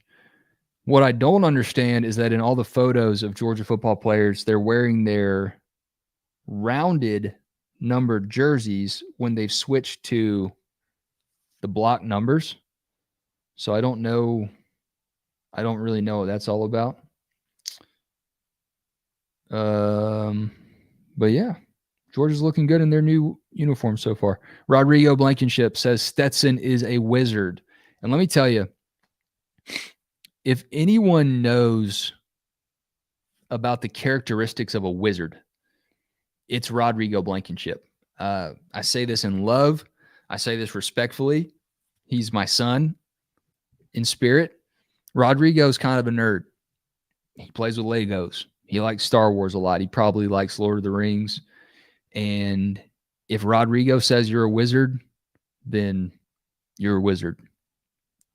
More than likely. I'll take Rodrigo's word for that. Hudson Mason calling Stetson Manziel. Marty Smith, my podcast co-host at Outsider, says Pappy Bennett IV is a damn ball player.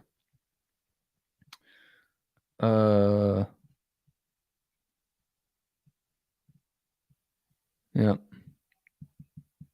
Anyone still doubting Stetson Bennett?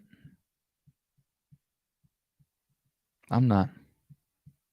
I'm going to take a quick halftime break. Hit up with Palmer. Stream will still be going. Let me find a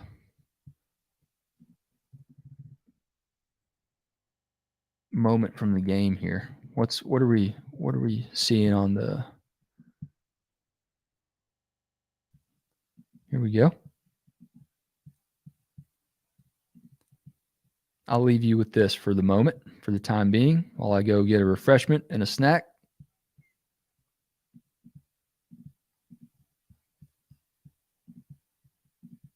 If I can pull it up.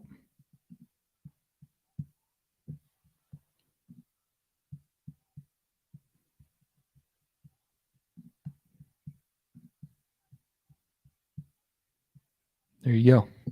Georgia, Oregon. Be right back.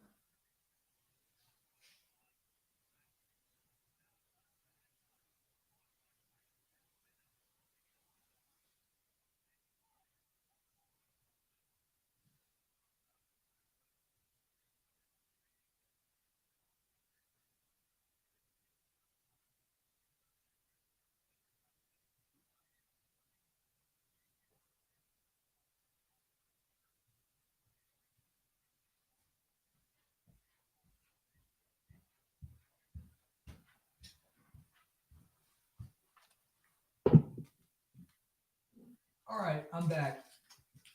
Blake, we got Mel. Welcome into the show. I believe that our beat reporter, Palmer Toms, is going to dial in here in a moment.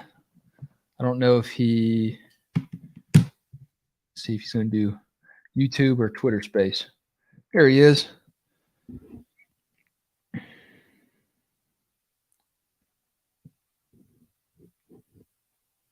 All right, Palmer, I'm trying to let you in. See if you get anything that, hey, GSC, I see you. Palmer, turn your mic on. GSC, I see you. I see you, GSC. I will get to you when Palmer hops off here. Palmer, can you hear me? Yeah, let me turn you up. All right, man. First half was pretty easy there, huh? Man, what a first half for Georgia there. Going into locker room leading 28-3. I know that's the score that a lot of fans in this state probably don't want to hear, but Dogs certainly looking good in that first half.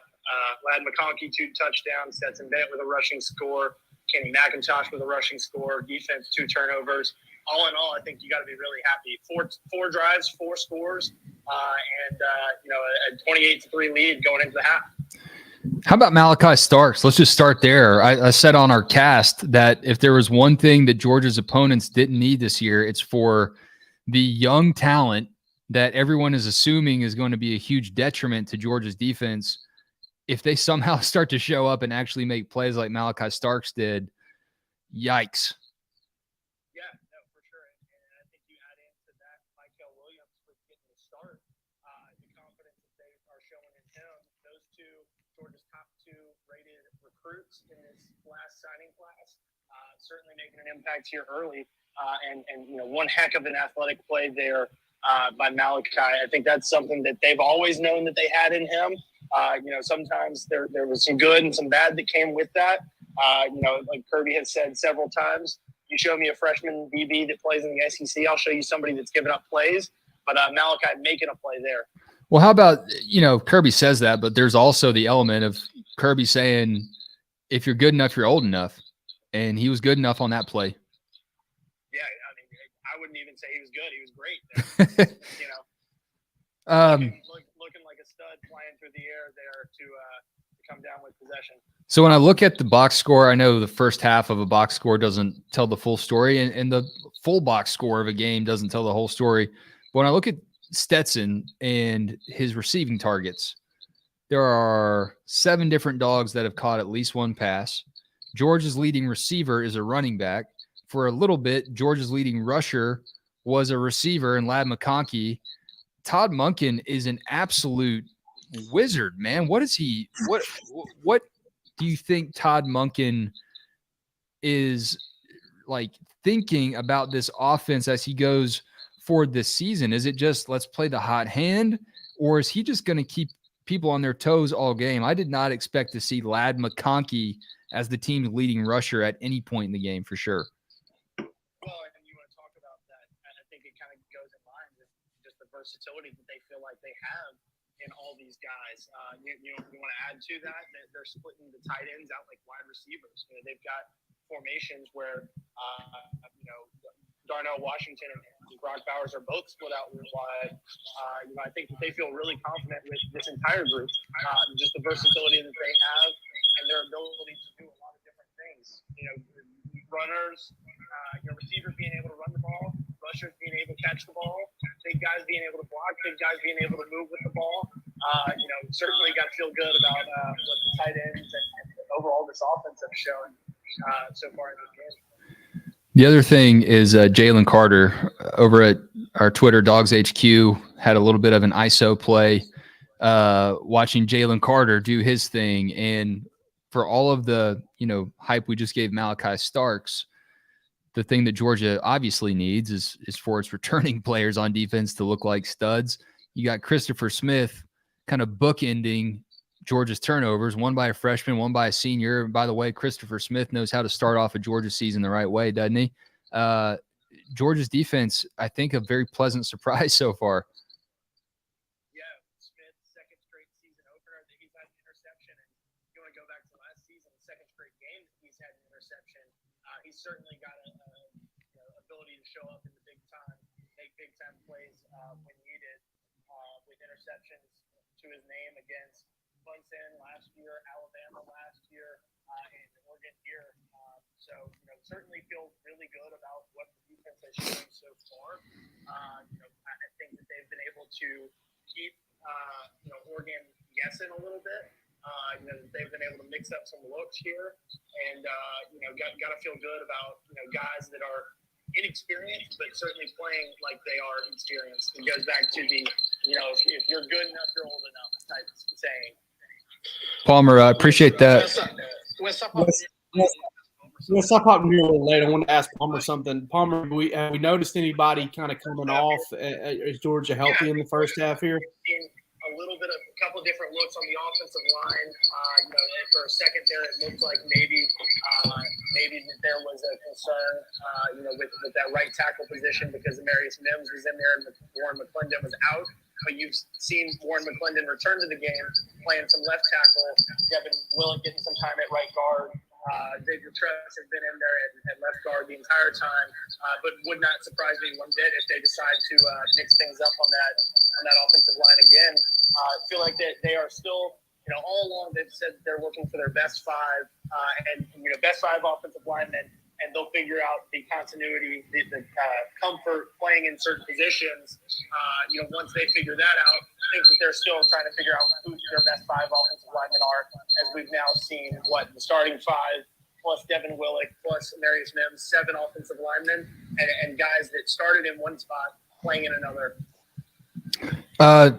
Palmer, thank you so much, man. If you wouldn't mind muting your mic really quick while I tap Jake Roos in here. Just don't want to have any feedback. Jake, you can turn your mic on.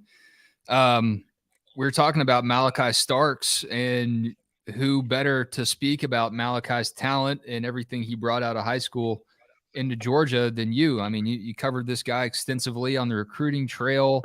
To see him make that play, it's always a doubt, right? You see guys on their huddle tapes, you see their high school film, but can they step up and do it against the big dogs, for lack of a better term? And Malachi Starks made a big dog play right there. There's no question about it, man. I think that when you're talking about Malachi, I've said for a long time, I think he could be just as special a wide receiver as he is a defensive back. He looked like a wide receiver. That's what I told Roe. He looked like a wideout. That was a wide receiver play. I mean, but he's got that kind of talent. And the thing was, I think the need was just so prominent at the safety spot for Georgia. Made all the sense in the world, and they're being rewarded handsomely for trusting the young guy early. I think the sky's the limit for this kid. Can be a great one for the dog. I mean, when you start talking about elite guys, like the best of the best, most of them would probably thrive, especially skill guys at more than one position. I mean, guys like Robert Edwards and Hines Ward, and I know I'm going back to some old Georgia guys, Champ Bailey. Most of those guys have the ability to thrive at multiple positions, and they take certain skills from certain positions and they apply them to their primary spot. Yeah, and you saw it there as clear as that. I mean, you can't be any clearer than that with it. How about Stetson Bennett, guys? I've kind of been tongue-in-cheek referencing the people that have doubted him, and obviously he had to go out there and prove it. But good Lord, guys, if you're still doubting, looks improved to me. I mean, he looks better. Had a great season last year, but looks like he's playing with some swagger, and hitting some dimes out there right now. Yeah, he's definitely confident out there.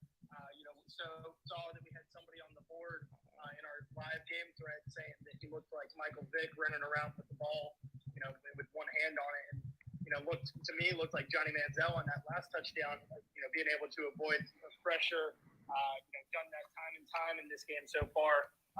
Georgia giving up a little bit of pressure on the offensive line, but Stetson, but at times they've also given him 10, 15 seconds to throw. Yeah.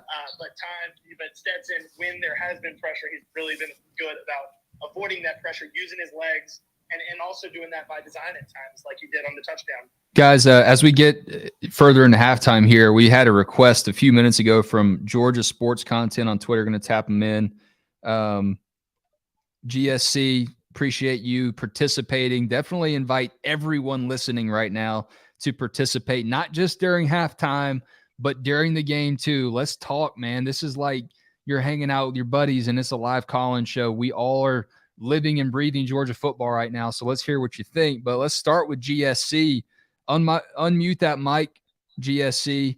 And if you have a question for our crew here or anything that you were thinking about in the first half, would love to hear your thoughts. I just want to say Stetson seems like he's playing where he's learned to not do too much. Like it seemed like years prior, he was doing too much. He was trying to create the big play, and now he's learned to throw it off, take the short throw. He seems much more confident in this stuff. And Malachi Starks, that dude's a freak. He's just making every single play. Yeah, obviously the interception getting a lot of attention now. If you wouldn't mind muting GSC, I appreciate that. Thank you for participating. If you got anything else you want to say in the second half, I'll bump you back in. But yeah, I mean the interception is going to get a lot of play. It's a highlight reel play, but the film will tell the other areas in Malachi's game and how good he was against Oregon, and you look at the scoreboard, he must be doing something right. Yeah, and I'll say this too. One of the things that I've kind of noticed about Stetson in the first half, I don't know his exact numbers. I didn't have stat broadcast pulled up, Wes, but I think he's got two incompletions. Is that right? He's 18 to 21, 3 incompletions. 3. Well, we know at least 2 of those were throwaways. 2 of those were roll out the pocket, get rid of it. They almost looked exactly like plays you saw in the national championship game last year. A couple of them where he tried to force something and got really, really fortunate that it didn't get away from him. Mm-hmm. This time he threw those away. He's probably going to get more. Chastisement, I guess, or more criticism in the film room for that touchdown pass than he does, attaboys. But he has looked decisive, and I think the thing that has gotten me the most is he had that one pass to AD, not the big one, but where he had the roughing, but he had that one pass to AD where he fitted into tight coverage. He had AD coming back to the ball. He got the ball out on time to Rosemy. And then maybe the most impressive and the one that you started to see Stetson pick up on a little bit in the playoff was that throw out to McIntosh. He only picked up 5 yards on 1st and 15, 5 or 6 yards. But he kept his eyes downfield and then knew where the outlet was. He turned through to McIntosh. Can't go broke making a profit. That's a Brian Schottenheimer, Jake Fromm. I'm probably giving Georgia fans PTSD here. Oh, my God. Why would you bring up Brian Schottenheimer right now? Well, I mean, hey, dude's up there. We already have enough PTSD with the halftime score, Jake. Dude's up there coaching ball, dude. So, I mean, it's not like he's dumb. He just didn't work out at Georgia. Obviously, that just wasn't a good fit. But, ultimately, that's a philosophy that a lot of offensive coordinators want their quarterback to live by is, hey, if the throw's not there, he didn't wait on something bigger to happen. He just went ahead and got it to his guy and allowed him to do something. And that was a huge play for me in the first half. And I've been really impressed with Stetson Bennett. And, a 250 yards already in the first half. He's on Yeah, he's on pace. I love the on pace stat. He's on pace for 508 yards in the game. If the defensive storyline was, Malachi being the young standout, when I look at Georgia's participation on offense, it's all younger guys, which is a little bit different from last season. Obviously, we're only 1 game in, but some of the more experienced guys are leading the way as opposed to Georgia having to depend on any freshmen at the wideout position, which Kirby was talking about ad nauseum this fall camp about how thin the depth is at wide receiver. You knock on wood, obviously, about that, but it has to be refreshing to not have to rely upon guys that are just now strapping it up for the first time, with Kenny McIntosh leading the way with 6 receptions. Ladd, old lunch pail Ladd, got a touchdown on the ground and through the air, receiving, I should say. Brock Bowers, couple receptions, AD, Darnell, all the usual characters, Kyrus Jackson as well. So Georgia's experience, not just the talent and not just the scheme, it really does add up for a dangerous unit on offense. Guys, I'm going to chime back in here. I got to go. I'm going to grab myself a little bit of Palmer, how many Chick-fil-A sandwiches have you had in the press box? only 2 so far. Okay. Only 2 so far. You're pacing yourself. Those are rookie numbers. Get those numbers up. Well, hey, as I talked to y'all, I'm currently in line for the soft serve ice cream. So Okay. I'm gonna get myself some of that, get back to Steve for the second half. All right. Thanks, Palmer. Checking in with you guys after the game. Keep up the good work, man. Palmer's got his priorities in order, getting the soft serve ice cream. Roos has hopped out as well. Jake, I know you've probably got stuff. You should have been the one. You should have been the one to say the rookie numbers thing, and should have said it in your Matthew McConaughey voice from Wolf of Wall Street. I'm sorry for jumping in on that one. Those are rookie numbers. Yeah. What an underrated role for him, by the way. People don't think about that one. I mean, you want to talk about an absolute heat check. Just come in the movie for like 12, 15, That is 12, pretty 15 badass, minutes isn't it? and just crushes it. The guy that actually This is like almost a story about nothing.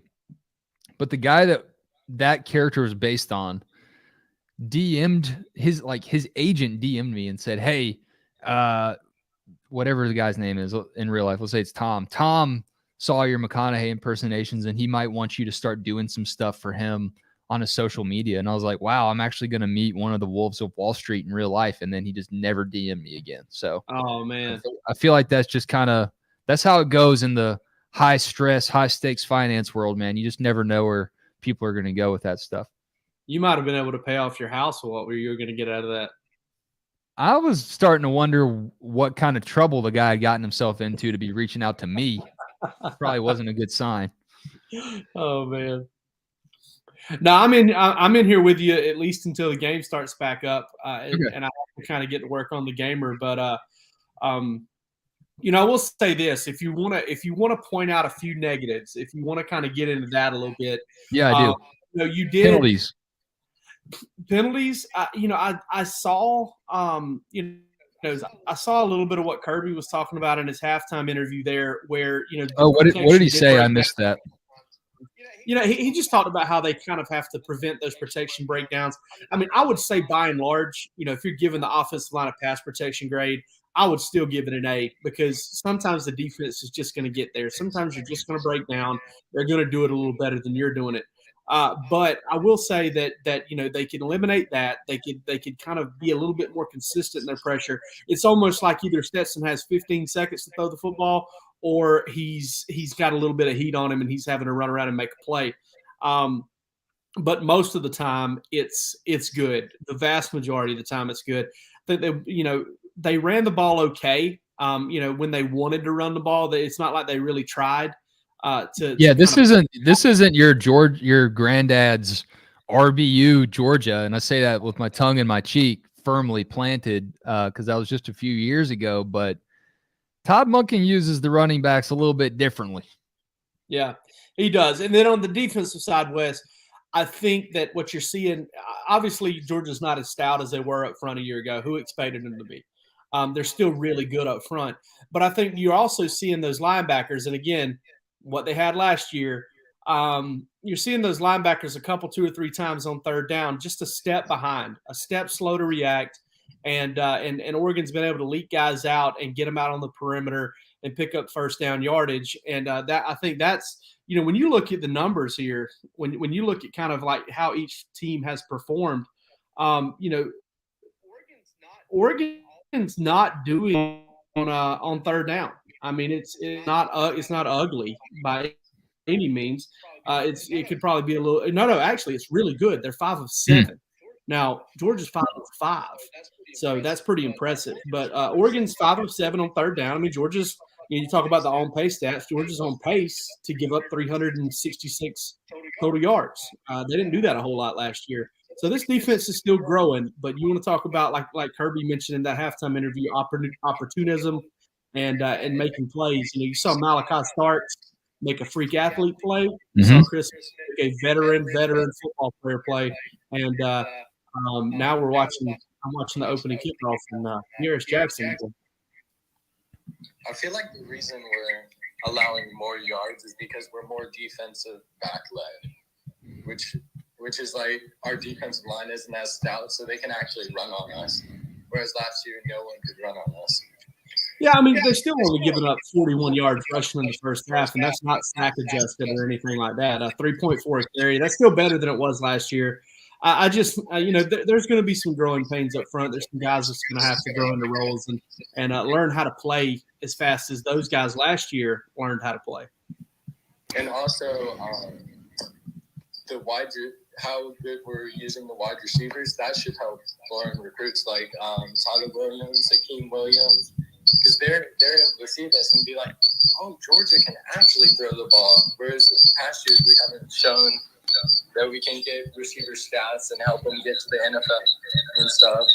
Yeah, the one thing I'll say about that, that's a good thing for fans to think about. I just don't know how much you can actually, do your game, build your game plan around it. But it is obviously it's a benefit when you're able to spread the rock around.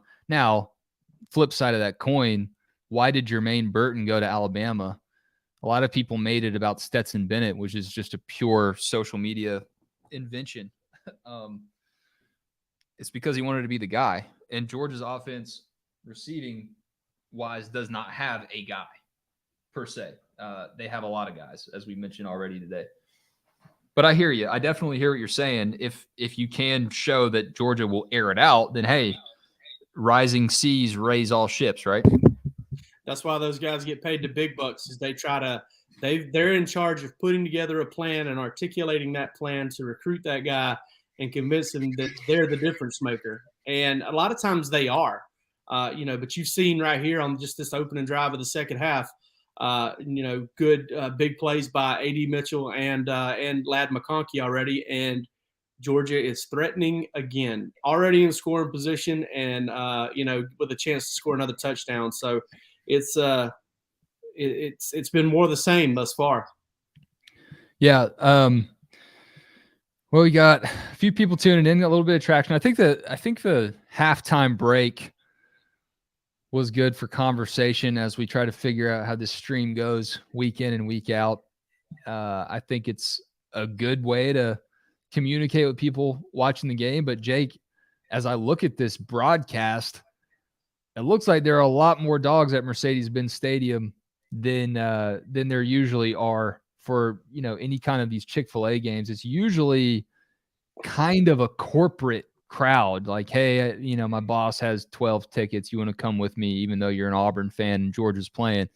A lot of Georgia fans found a way to get tickets to this game.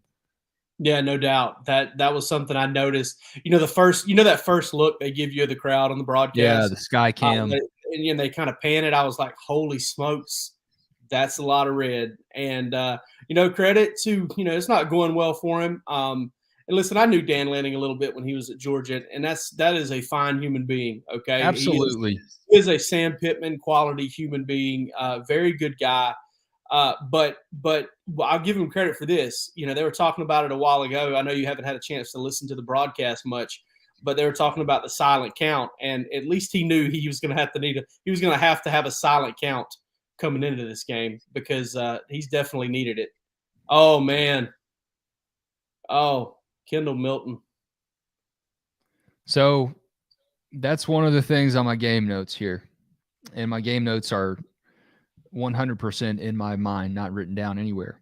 But Kendall Milton coming into the season, I did wonder, can he stay healthy, especially when Andrew Paul went down? Because Kendall's dealt with the injury bug too, and there's not much science to it. And so has Kenny McIntosh. They both. Yeah, that's true. I think Kenny was in such a third guy role that it was kind of not as obvious when he was dinged up, if that makes sense. No, I get it. But yeah, look, Andrew Paul's down. You're used to Georgia being RBU. Like I said earlier, if Kendall Milton can't stay healthy, they're really going to have to rely on a bruiser like Branson Robinson because that's just the dynamic they like to have in their backfield. Yep. Yeah, that's right. And Branson, I still have a lot of expectation for Branson Robinson long term. Listen, the running back position has earned such a reputation for now. It's evident right away. If you're not Nick Chubb or Todd Gurley or Travion Henderson or somebody like that shows you what they've got coming out of the gate, then in game one. Yeah, in game one, you're not worth the crap, right? That's just kind of the way that it gets painted. Well, I raise you James Cook, okay, who did some good things early on, but James Cook wasn't James Cook right away. By the way, Stetson Bennett is 3 feet away from 300 yards at this point. 21 to 25 for 299 and a touchdown. And what did you say? What did you say on our podcast this week? I said I think this is going to be the most prolific passing attack that Kirby Smart's had since he's been at Georgia. The only thing I'm worried about with that, Wes, the only thing that gives me pause there is we are maybe one drive away from Georgia packing it in, away from this being the Dejon Edwards, Branson Robinson Carson show. Beck. Yeah. I mean, I don't know about Carson Beck yet. I mean, maybe the fourth quarter before we see Carson Beck, but they're going to start letting the air out of the football. They're going to get out of there. They're going to try to keep what health they've got, which, according to Palmer, seems to be quite a bit thus far. They're going to keep that, and they're going to get out of there. Kirby's not going to keep throwing it until midway through the fourth quarter and give the backups one drive. You're going to start seeing different offensive linemen, different receivers. If Stetson throws for 400 yards, I'll consider eating my hat. I won't do it, but I may consider it. But he's just not going to allow that to happen. And so, you don't have those 400-yard games to make up for the 195 yards Stetson's going to throw for next week with 4 touchdowns and, be a 3,500 or 4,000-yard passer. It's just going to be tough to get there because of that. But, if Georgia finds themselves in more fourth quarter games, which I'm having a little bit more doubt about right now, then you may see him do that. But Wes, I'm going to check out here real quick and go ahead and start working on getting some post-game stuff ready. But I will, obviously I just may come back like a thief in the night here in just a minute and just on and chop it up with you. Knock on the door. I'll let you in. It's just been it's been good to just keep the stream going and keep it up for the whole game so people can go back and, hunt and peck around our ideas and our thoughts to the game. But do what you got to do, man. I'll talk to you soon. It's been fun, dude. I can't wait to get back in. And obviously we'll be back here together post-game. Yep. See ya. All right, so let's catch up. Let's re-rack here. We got Georgia, 35. We got Oregon, 3. Stetson Bennett, 21, 25, 299 yards, touchdown. We got Kendall Milton now on the board. Kendall Milton, I believe on that last drive, took over the leading rusher spot for Georgia. 5 carries, 38 yards, and a touchdown now. Ladd McConkey, still the second leading rusher on Georgia's offense. I love that. What a chaotic, sicko offense, to use the Twitter lingo that everyone's using on college football. The sickos, if you're a sicko, I respect you. But that's what Todd Monken is. Todd Monken is clearly a sicko offensive coordinator when you look at these stats. And a sicko, if you're not familiar, is basically just a counterculture college football movement that you're playing the game by your own rules. And when you look at Georgia's second leading rusher being a wide receiver, that's sicko. That's just an example. Dajan Edwards, 2 carries, 9 yards. All right, how about receiving? Kenny McIntosh, again, sicko. Your leading receiver is a running back. I'm going to have to write on that this week. Kenny McIntosh, your leading receiver, 7 receptions, 87 yards. Ladd McConkey, how about this? Ladd McConkey, the second leading rusher and the second leading receiver. 5 catches, 73 yards, and a score. He's got the only receiving touchdown. Brock Bowers has 2 catches for 38 yards. Oregon's clearly tried to bottle him up, but at what cost? At what cost? 35 points. That's the cost.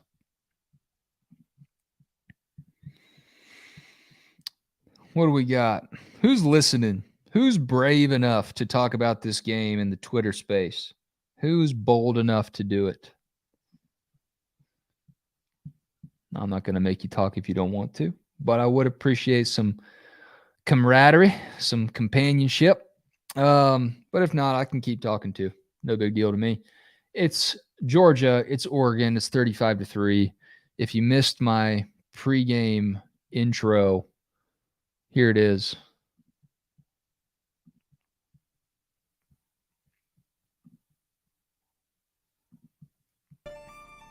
The dog versus the duck. It's a tale as old as time and as old as Super Nintendo. Most mailmen run away from dogs, but this mailman runs the show for 'em. He's one of the few old dogs remaining after last season's national championship, but now it's time for some new tricks, as a former dog now holds the title of top duck. For Kirby Smart, it isn't about being hunted after winning his first title. It's about collecting the kill all season long. Do these Bulldogs still have more bite than bark? Or does Oregon have something to quack about in Atlanta? Dogs versus ducks. Let hunting season begin.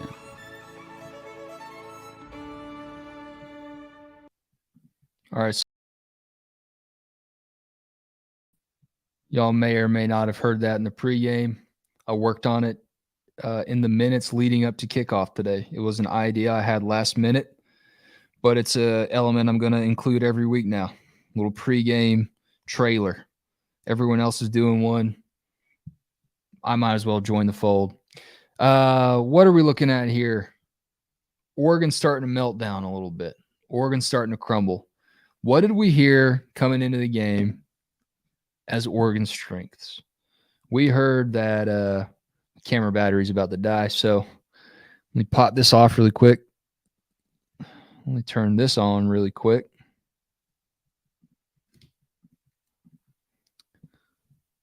And let me put my other camera battery on the charger. Be right back.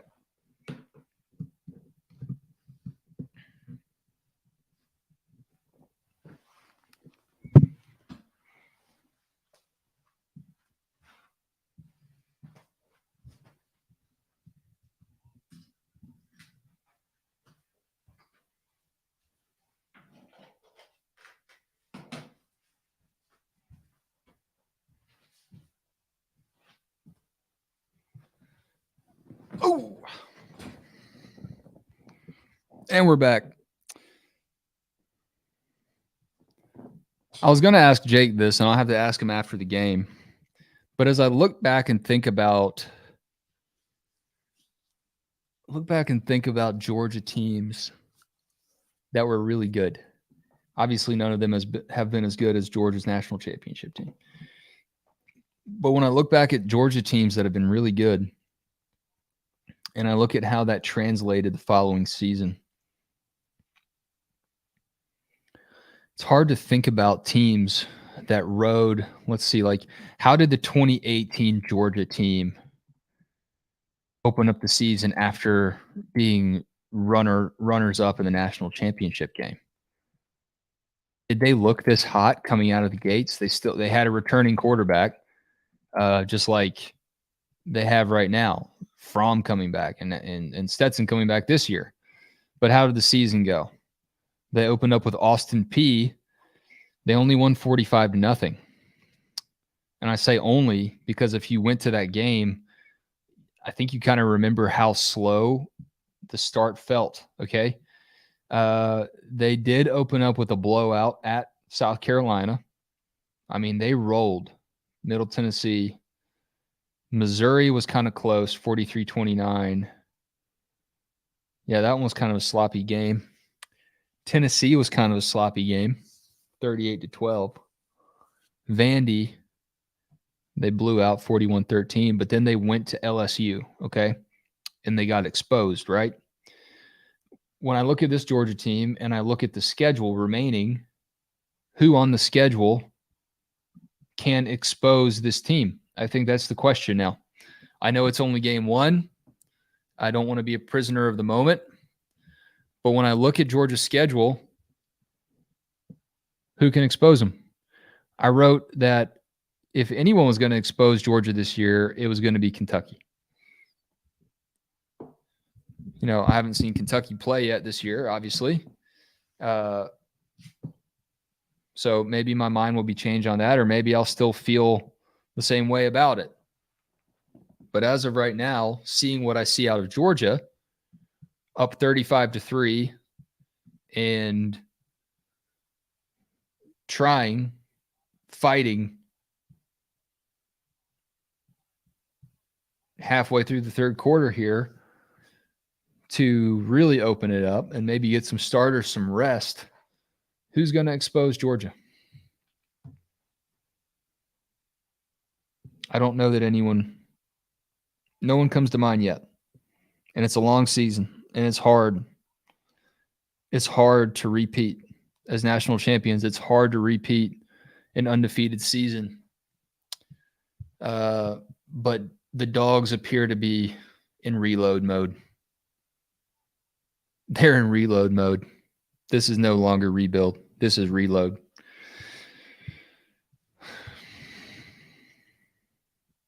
Got a few of y'all. I know the game's getting out of hand here. I'll keep the live stream up if y'all want to continue watching. If you want to continue listening on the space, if you got something on your chest you want to say, you're certainly welcome. I'm going to keep flapping my gums here. It's a talent that I've picked up through the years to talk about nothing. But I think we've summed up everything about this game to this point so far.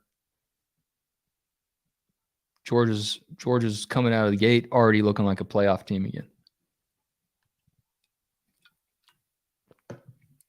Say what you will about Lee Corso and his efforts on College Game Day. I'm not going to tease the guy. If ESPN wants him to keep coming back, then he'll keep coming back. But he and Kirk Herbstreit both picked Georgia to make the college football playoff. And yeah, neither one of them picked Georgia to win the national championship. I think statistically speaking, you look at the odds of winning a national championship back to back, it doesn't happen that much. So I don't blame them. But they look like a playoff team again.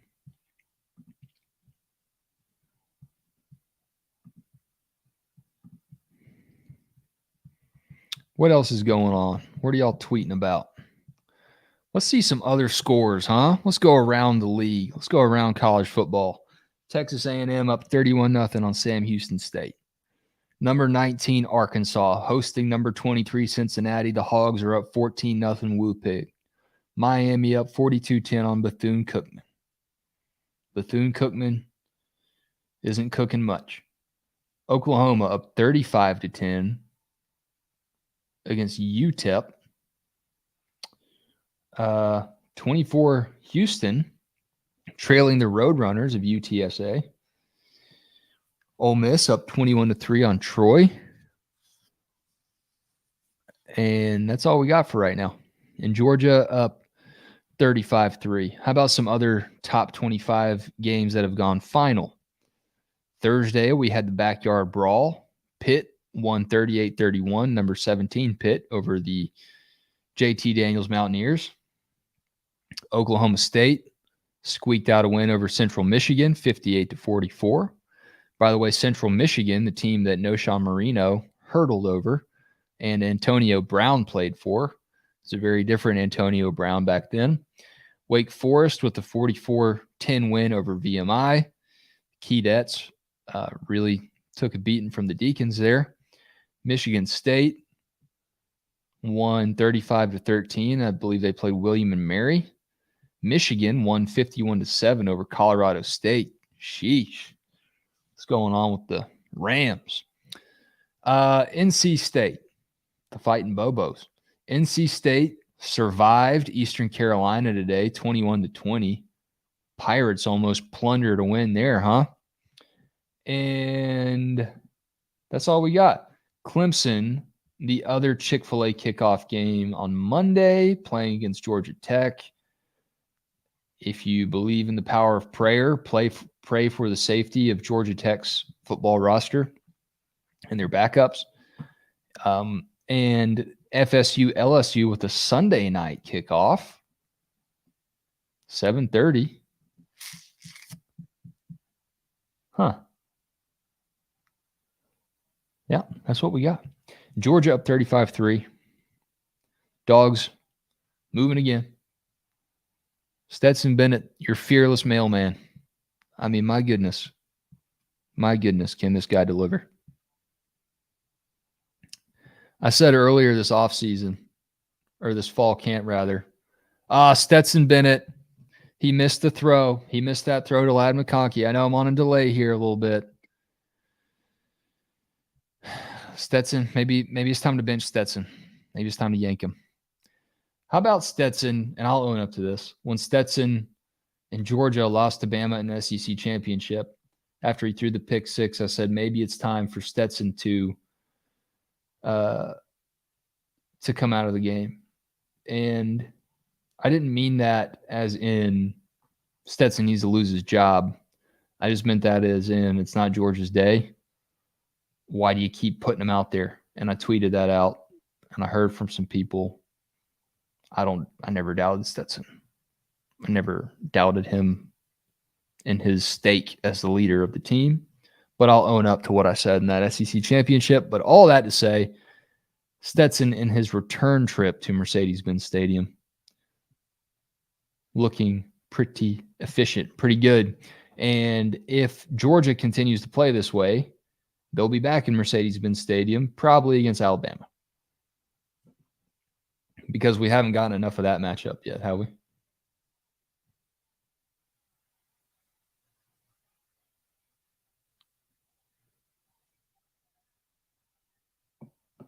So Georgia, again, struggling with the penalties a little bit here on this drive. But, look, it's just time to salt it away. This is just vintage Georgia salt the game away territory here. 35-3. Kirby playing against a former assistant. Is it frustrating that they can't have a penalty-free drive on offense? Yeah. But they put up enough points thus far, Shooter, to really make that irrelevant, I think.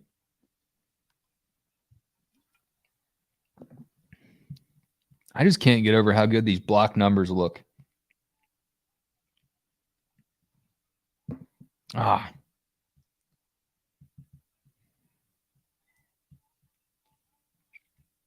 So Georgia's on the board again, I see.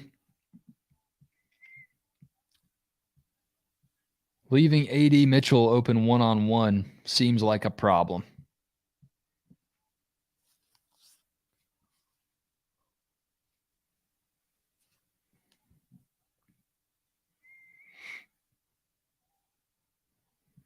A.D. Mitchell to Stetson once again.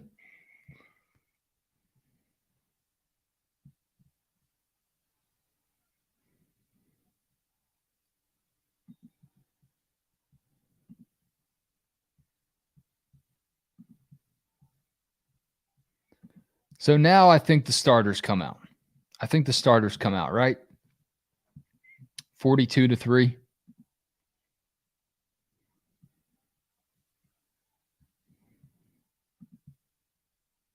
Georgia, 8 of 8 on third down. 8 of 8 on third down. Holy smokes. All right, I'm just now catching up on the TV play. Yeah. That's a beaut. That's a beaut from A.D. Mitchell. And from Stetson for all intensive purposes. How do you defend that? Kind of a little fade. Kind of a little goal line fade.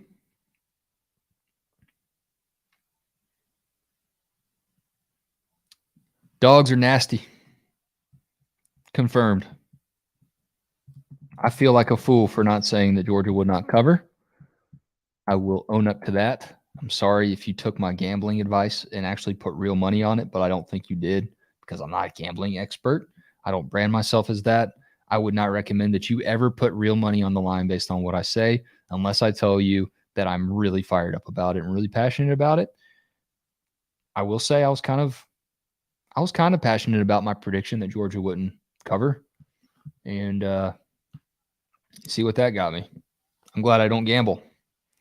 And I would definitely not gamble on your favorite team. That I think is just some age-old wisdom right there. We got Ross. Ross, are you a Michigan fan? Is a Michigan fan listening right now? You're more than welcome to talk. Any of y'all are. TFIO. What's up? All right, Ross is coming on. Ross McKennedy. Ross McKendry. Ross. Yes, I am a Michigan fan. I was actually just looking to see if there was any Oregon spaces open because I just wanted to see what was going on over there. I found this one, and those dogs are for real again. Let's be real. So, Ross, I know you just kind of found this Twitter space, so I appreciate you being bold and speaking up. We are Dogs HQ. My name is Wes Blankenship. It's great to meet you over a Twitter space. I think I can speak for everybody, regardless of who your team is, unless your team is Virginia Tech. You're very excited about week 1 of college football. Michigan got the big win already, obviously, but you had the experience of watching Georgia in the college football playoff last year. I'm not here to rub it in.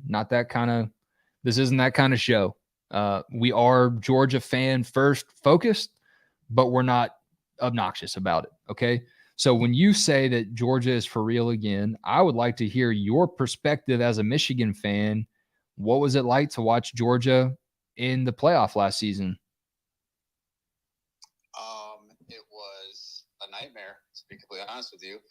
I would like to say that it definitely let Michigan know the step that they have to take now. They finally got over the Ohio State hump. Whether that happens again, I don't know. Ohio State's stacked again. But yeah, I mean, they definitely. It was a fun experience.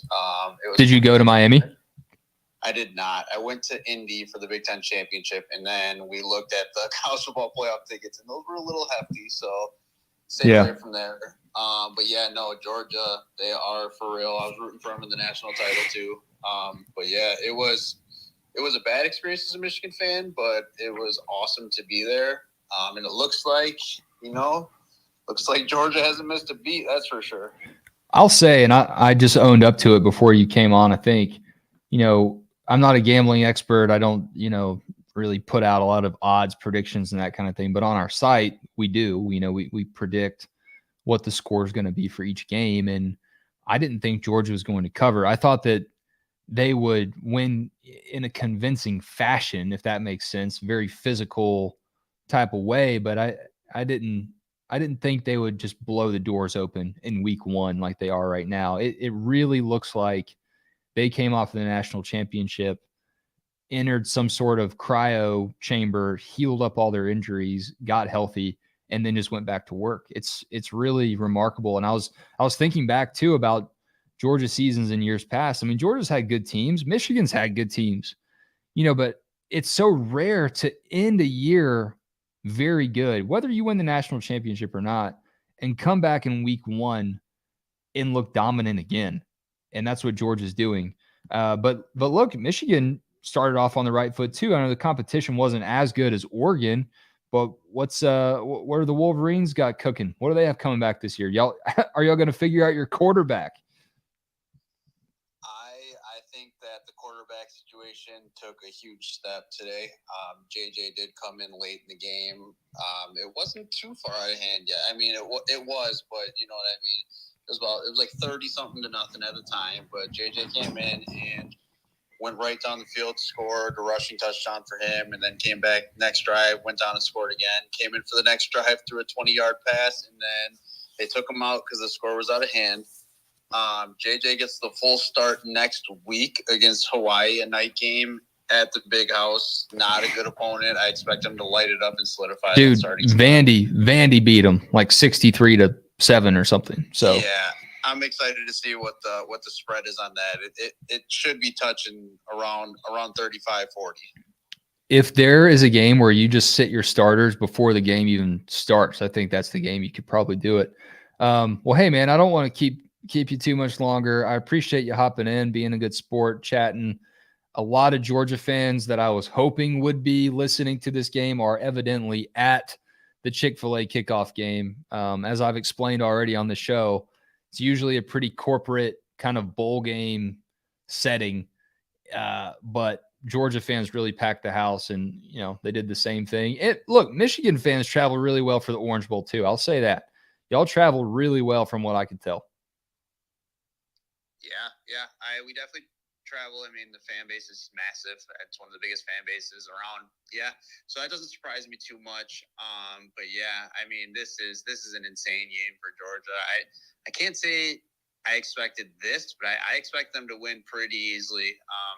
I think they're going to continue to do that. And I think they're going to be there to defend their title for sure. Yeah, well, we're all excited about the new season. Ross, I appreciate it, man. Best of luck to you guys. Yeah, I hope you guys stay healthy. Hope you guys have a successful year. Hopefully we see you guys again. Yeah, it'd be great. I would love for y'all to beat Ohio State again. Thanks. Yeah, you bet. Yeah, have a great day. All right, so I appreciate that. That's what I'm looking for here. That's what I'm looking for on this show. Looking for you guys. We're streaming on YouTube. We're doing the call-in on Twitter Spaces. And maybe we just got off on a bumpy start today. Maybe we did. I'm not going to hide from it. I'm not going to run away from it. This is my Tim Tebow moment. We're going to do better next week. We're going to go back to the drawing board. And a live stream is not going to have this much time without a participant, without a co-host. Again, I don't care if I have to bring in Charlie Trippy. I'll bring him in. I will put him on the live stream if that's what it takes. If it's David Pollock after he's done with College Game Day and he'll actually do it, I'll do it. All seriousness, we're just getting started here at Dogs HQ. And this is what it looks like when you start. You fire up a YouTube stream, you fire up a Twitter space, you think 8,000 people are going to jump in. It's not that easy. It just isn't. There's a lot of competition in this market and a lot of competition in college football in general. All right, let's go through the stats. People love stats. I love stats. Georgia still 8 of 8 on third down. Oregon 6 of 9. Georgia 462 total yards. Oregon 213. Georgia 368 passing yards on Oregon's defense. Oregon 146 on Georgia's. 2 interceptions thrown by Bo Nix.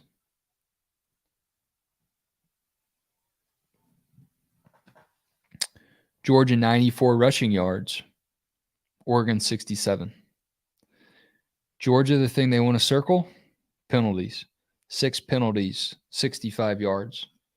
Bigger concern, though, is Oregon's 2 turnovers. Can't turn the ball over against these damn junkyard dogs, baby. Can't do it. Turns into points. Georgia hasn't punted yet.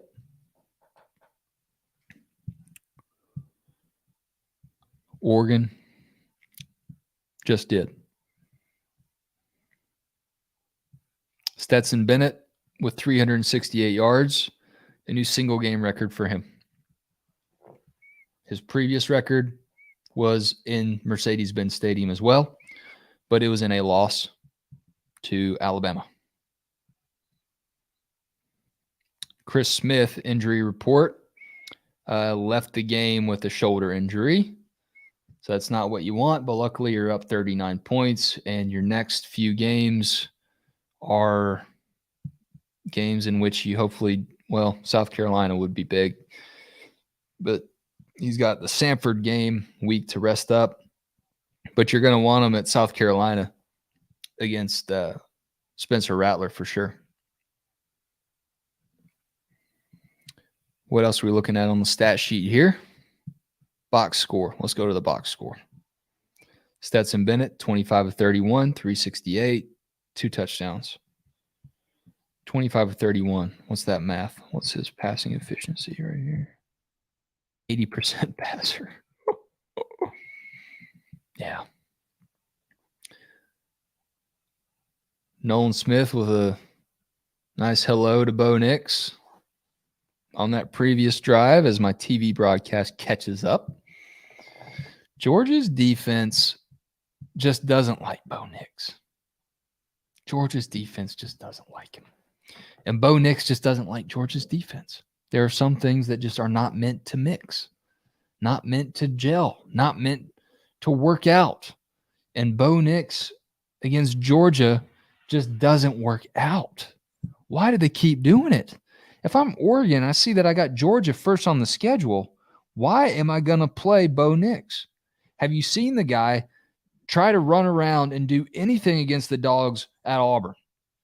Gosh, if I'm Auburn, I am just thrilled that he's gone, at least for the Georgia game. He's been the biggest contributor to a lot of Georgia's success against Auburn and now against Oregon. 2 picks. Does Georgia have a sack? That's the one thing. I don't know if they have gotten home on a sack yet. Let's see.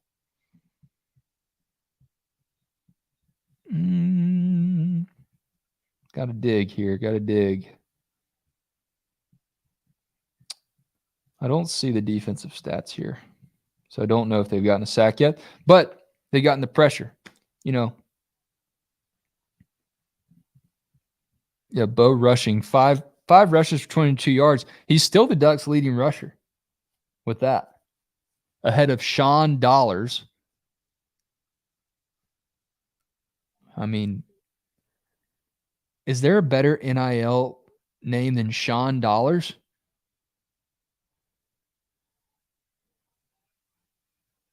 Go to a bank. Hey, I'm Sean Dollars. Give us your dollars. I'm Sean Dollars. Boom. Simple. Noah Whittington, 3 carries for 14 yards for Oregon. So I don't know. Georgia's defense is everywhere. That's the bottom line. Team stats. For Oregon to have 213 total yards against Georgia's defense, when all those dudes just went to the NFL,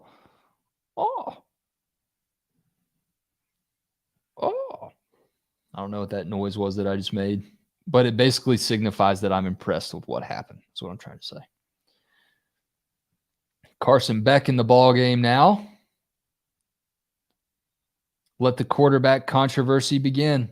Let the quarterback controversy begin. Carson Beck just picked up a first down. Uh-oh. Look out, Stetson.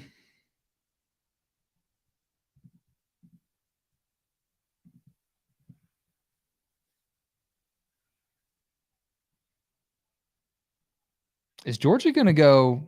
I'm not going to say that. Is Georgia going to go back to the playoffs? I think so. Roswell 2001, welcome into the game, into the show. Roswell 2001 just left. Hey, it's a tough business out here in the Twitter space world. Sometimes people stick around and sometimes they don't. I think what I've learned from this broadcast is that I need to have actual guests lined up to talk to me the whole time. Otherwise, no one's going to really listen to me that much. So that's on me for not setting that up. I just saw how much our Twitter space took off last night and assumed it would be okay. But you learn and you grow. And here's what I'll say. Teams make their biggest improvement from week 1 to week 2 of the college football season. And the Georgia show on Dogs HQ, the live stream component during games, will take the biggest jump, the biggest step up from game 1 to game 2 of the college football season. Promise you that.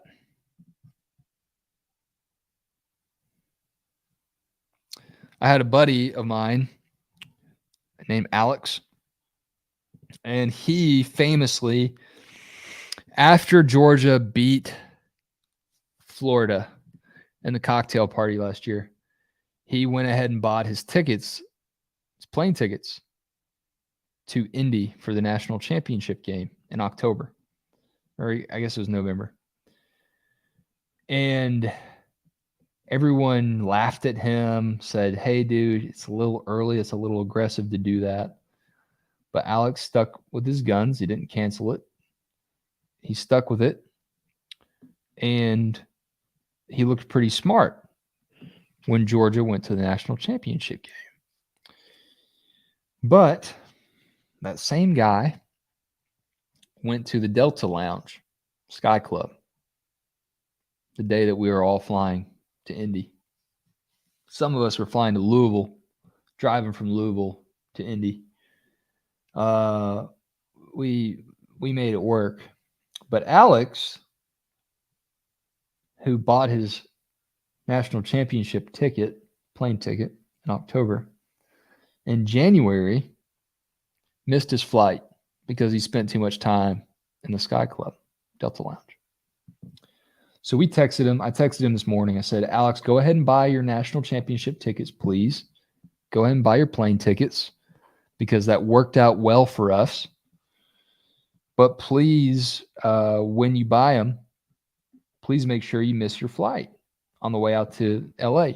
Well, he checked the flight plan for the dates of the Natty, and he tells me that every single flight to Los Angeles in Orange County from Friday through Monday of the national championship is already sold out. Already sold out. Now, you tell me who bought all those plane tickets. Who bought all of them? You think it's Alabama fans? You think it's Georgia fans? Ohio State fans? Whoever it is, it's a lot of people that think they're going to LA. And I guess they are going to go, or they're going to cancel their flight and reassess and redistribute their points, their sky miles, whatever. But I found that interesting.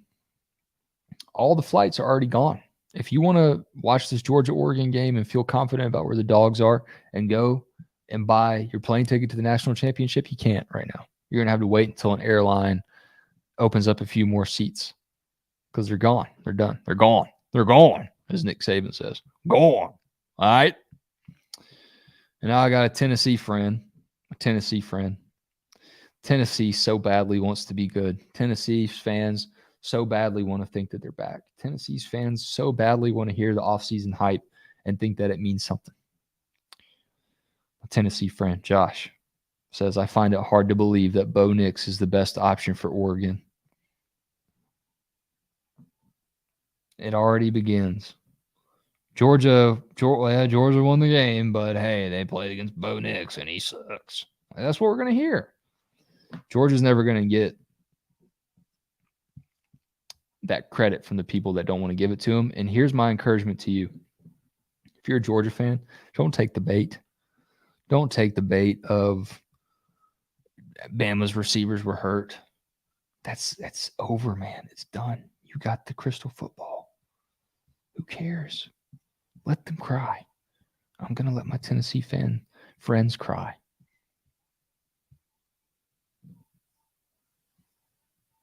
They cry about Georgia a lot. But Bo Nix isn't playing defense.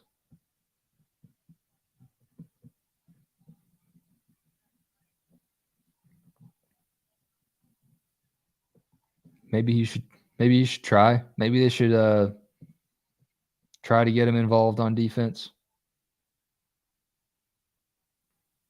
Gilbert, wear number 7.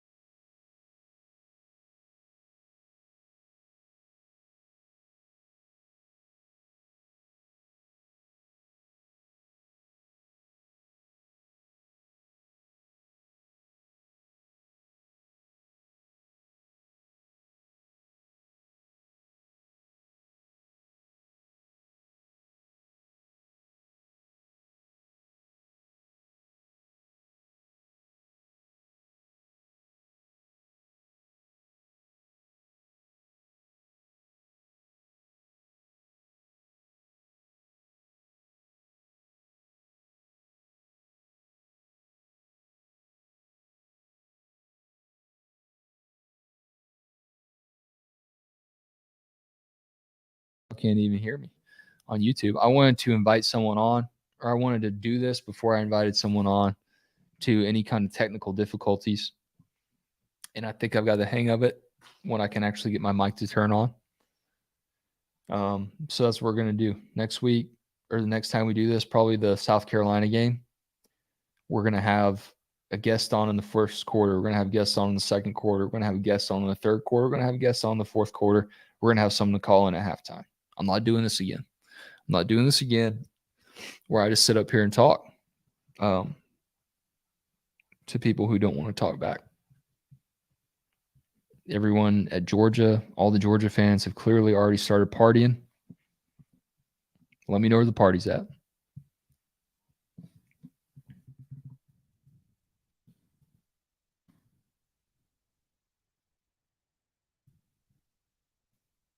My neighbor's very sweet.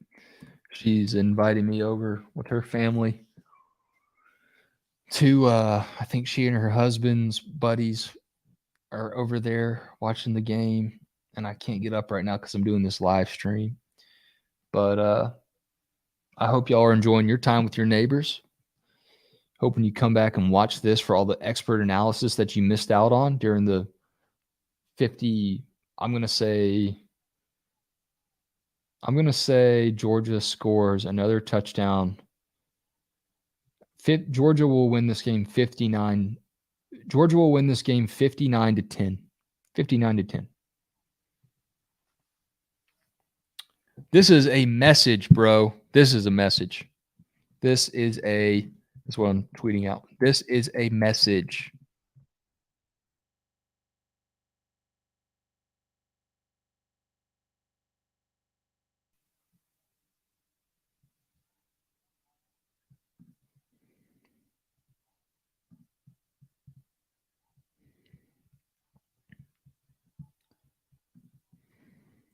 How are L. Duncan's mentions looking right now? Can only imagine. Only imagine. If you missed it, L. Duncan went on the ESPN on the Paul Feinbaum show. She had some things to say about Stetson Bennett. She said that Stetson Bennett couldn't carry the show. Basically said his season was a fluke. Now L. Duncan has responded. And she said, Stetson Bennett is ballin'. Oh my G, I hope he talks all the S to people like me. I do. All right, well, she's owned up to it, I guess. She's owned up to it. So I'm not going to say anything else. I respect people who own up to their mistakes. L owned up to that one. Can't go after the mailman like that. You can't go after the mailman. Arik Gilbert getting some PT for Georgia's offense. That's a big story. That's good. Good for him. Ralph D. Russo from the Associated Press, mutual Twitter followers.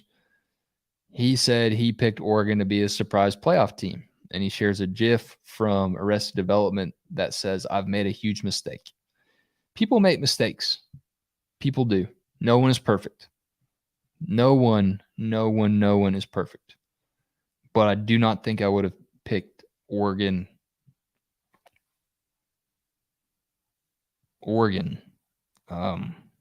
First-year head coach to make the playoff. There you go. You want to know about how the Associated Press votes? Look at Ralph Russo.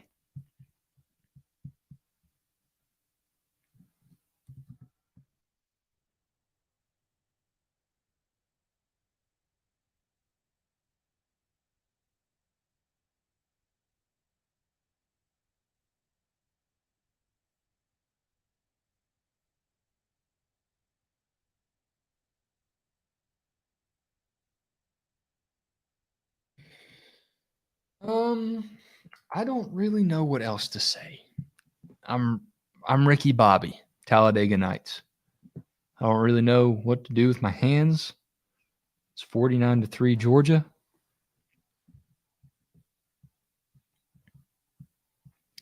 One thing about Stetson Bennett, if you've been keeping up with this Leonardo DiCaprio news, he dumped his girl when she turned 25, and I didn't realize this was a thing. Apparently, he just dumps all of his girlfriends when they turn 25.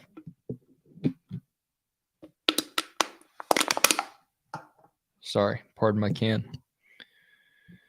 And the meme all week has been, I saw someone do an average age of Cleveland sports teams based on whether or not Leonardo DiCaprio would break up with them. Well, Stetson Bennett turns 25 in October. So I've seen some photos floating around of Leonardo DiCaprio wearing a Georgia hat. But clearly, once Stetson turns 25, if Leo was the coach, he'd be putting Carson back in the game, I guess.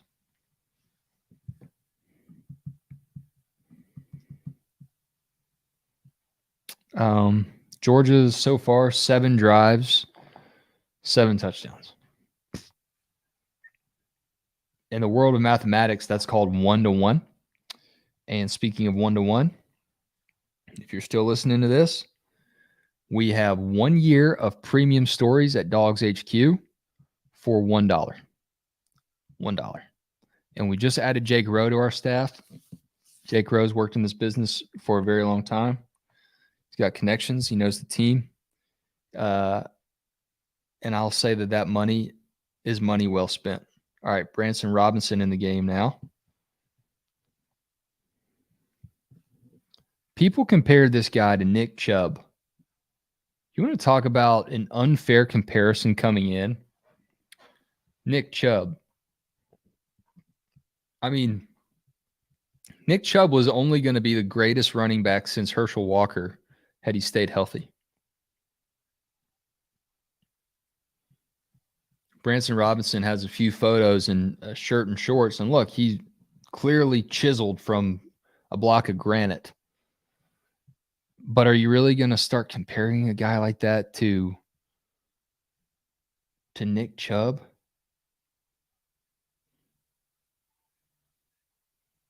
All right, Georgia, for the first time in the ball game,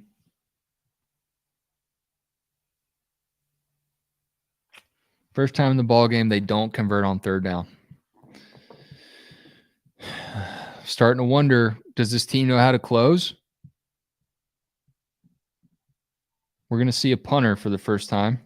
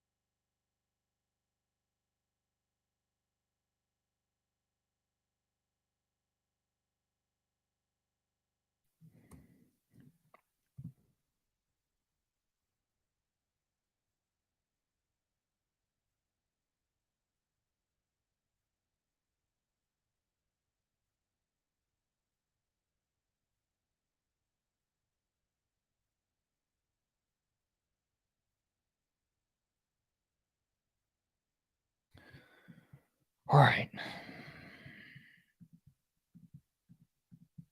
The best part about signing up for Dogs HQ Premium, $1 for a year, is the message board community. And let me tell you something. These dogs are barking. There's nothing better than a message board after a win, and nothing more chaotic than a message board during a loss. Can't relate to the loss part right now, but let me tell you, Here's some of the headlines. Kirby sending a message.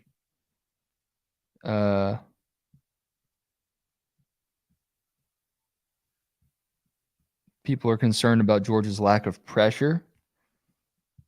I think it works. It's working out so far.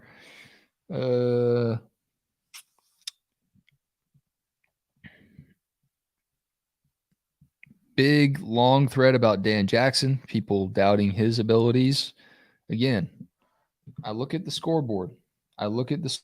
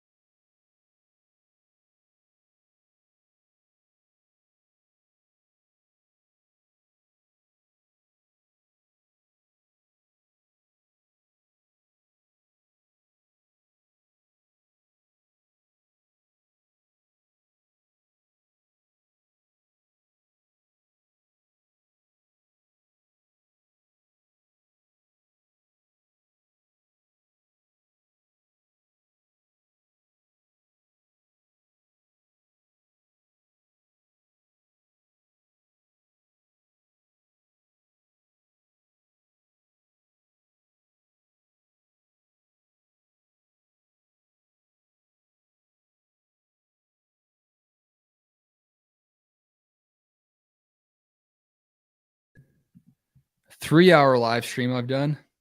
I can't wait to see how many people watched it total. But I also can't wait to get better. I am super critical of myself. I've never done anything like this before. And I just can't wait to get better. That's all I'm going to say.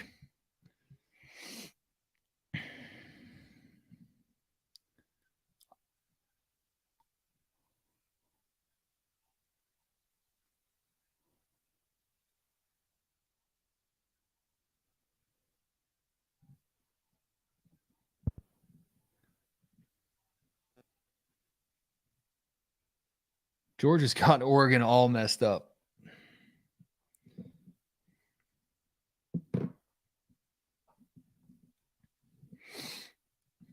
$49-3.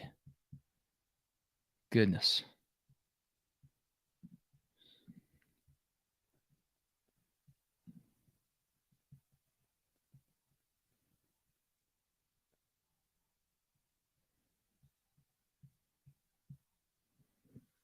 Is there a mercy rule in college football? And how about Brett Thorson? Brett Thorson, I'm on a delay here. Brett Thorson getting all the daps on the sideline as the Aussie punter. But apparently he wasn't having a good camp. He wasn't having a good camp kicking the ball, couldn't separate himself necessarily as the guy at punter, even though he's such a highly heralded punting recruit. It's kind of a funny thing to say. But apparently he wasn't having a good camp. And apparently Jack Podlesny wasn't having a great camp. I don't know if that was Kirby trying to push him or trying to get the best out of him, squeeze and motivate the best out of his players, which traditionally you don't want to do with a kicker because the stereotype is that they can't handle that mental pressure. But I think by now Kirby knows what he's got in Pod, and he's learning what he's got in Brett Thorson. And Oregon picked up a first down. Missing out on Jake Camarda this season is not a replacement that you want to overlook. Georgia hasn't needed a punter today. If there's still a question mark in today's game, it's Georgia's punting. And I'm not even being ironic here. I'm not even joking. Biggest question mark is still punting. Can Georgia consistently have a punter if they do find themselves in a tougher game and more of a scrap? Can they get a punter that flips the field like Jake Camarda did? I don't know. I don't know if Brett Thorson's going to be able to do that consistently. So he will still have to prove that. I am predicting and projecting what Kirby Smart's going to say in the post-game press conference or sometime this week on his press conferences, of which there are many. And I would say that he would point that out. Just going to enough of them. But maybe no one even asks about the punter. Other stats here. Stetson looks like, okay, Stetson finishes the game 25-31, 368, 2 touchdowns, no picks. Carson Beck, 5 of 6, 71 yards. Both of them, how about this? I know Beck's only thrown 6 passes, smaller sample size. Bennett threw 31 passes, obviously a bigger sample size. Both guys averaged 11.9. Stetson averaged 11.9. Carson Beck averaging 11.8. So when Beck comes in, the offense still running at a similar clip, still doing the same things. Georgia rushing, not going to have a 100-yard rusher, but they do have 129 yards on the ground right now. Kendall Milton, 8 carries, 50 yards, 1 touchdown. Kenny McIntosh, 5 carries, 18 yards, 1 touchdown. No receiving touchdowns for Kenny McIntosh, but he leads the team with 9 receptions and 117 yards.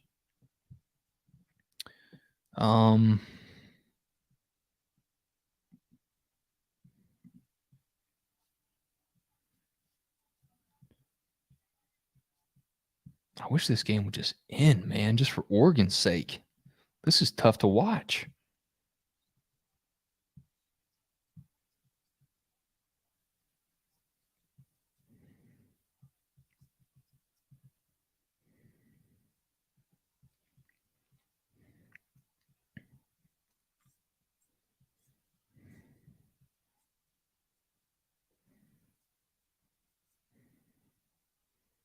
If I'm Bo Nix, do I really want to still be out there against this Georgia defense? Here's what we saw last year. How about Tennessee? Tennessee pulled Hendon Hooker against Georgia's backups on defense when they were getting beat so bad. Bo Nix staying out there. I guess they really feel like Bo Nix needs to learn something else from this game. I'm taking him out, man. Why continue to put him out there against Georgia's backups? They're fresh. Yeah, they probably don't know what the hell they're doing, but they haven't hit anybody in a few weeks, in a few days, rather. Why give them a chance to tee off on Bo Nix? Dan Lanning is going to learn a lot of lessons from this game, and not many of them are fun. They got a kicker. They got a guy who can kick. Wow. UGA Alumni Association just tweeted a video that says, is there anything better than a stadium full of dogs? And the video is just amazing to see how Georgia fans do the light up Mercedes-Benz Stadium, I guess, with their cell phones. So much red in the stands. Georgia's always had the chance to be the best all-around program in college football. They've always had the chance. The fans have always had the passion. What I was curious about was how passionate would Georgia's fans be after winning the national championship? Would they still care? Would they still show up for games like this? Clearly, the answer is yes. They still care a lot.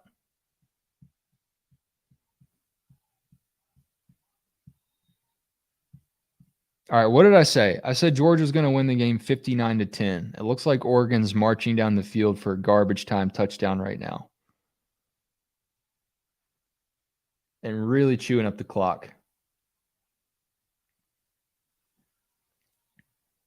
So, yeah, I'm probably going to be wrong about that. But there's still a chance. There's still a chance. What's going on in the rest of the world of college football? Arkansas. Woo! Arkansas clinging to a 24-17 lead at the end of the third quarter. Cincinnati with a 2nd and 22 on Arkansas's 33, but only down a touchdown. That's a ball game right there. Nothing else competitive. Houston tied with UTSA. I don't know what that does for you. Ole Miss only beating Troy 28-3 in the fourth quarter. And Troy driving, by the way. in Ole Miss territory.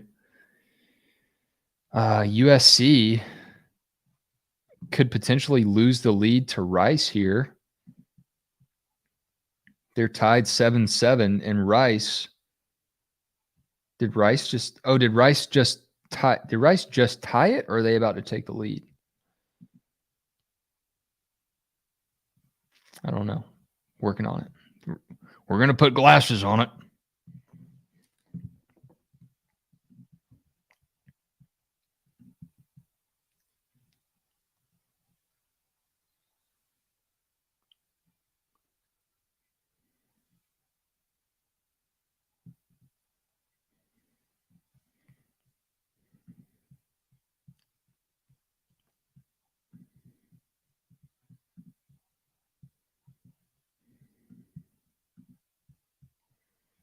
All right.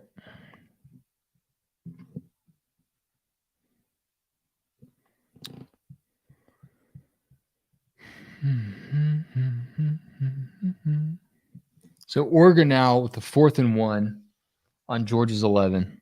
What do? Really, what do you want to practice the most? You want to practice your red zone offense, or do you want to practice kicking a football? I would practice the red zone offense, but that's just me.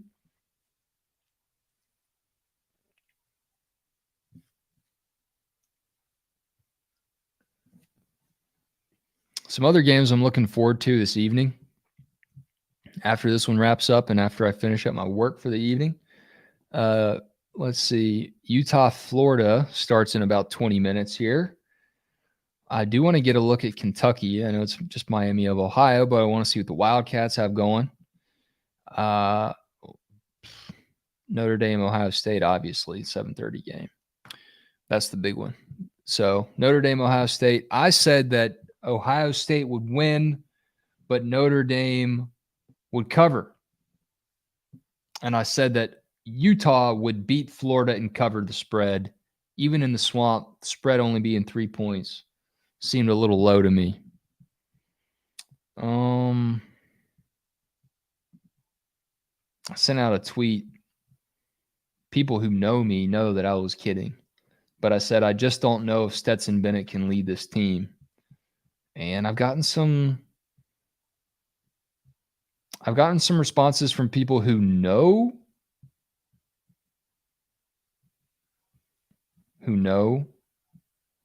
that I'm just joking. And I've gotten some people who got really upset about it. They got really mad. But that's Twitter for you, right? That's Twitter for you.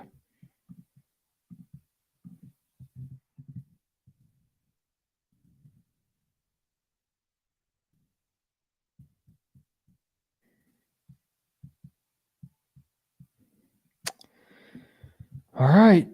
We're going to see what the Ducks are about to do here.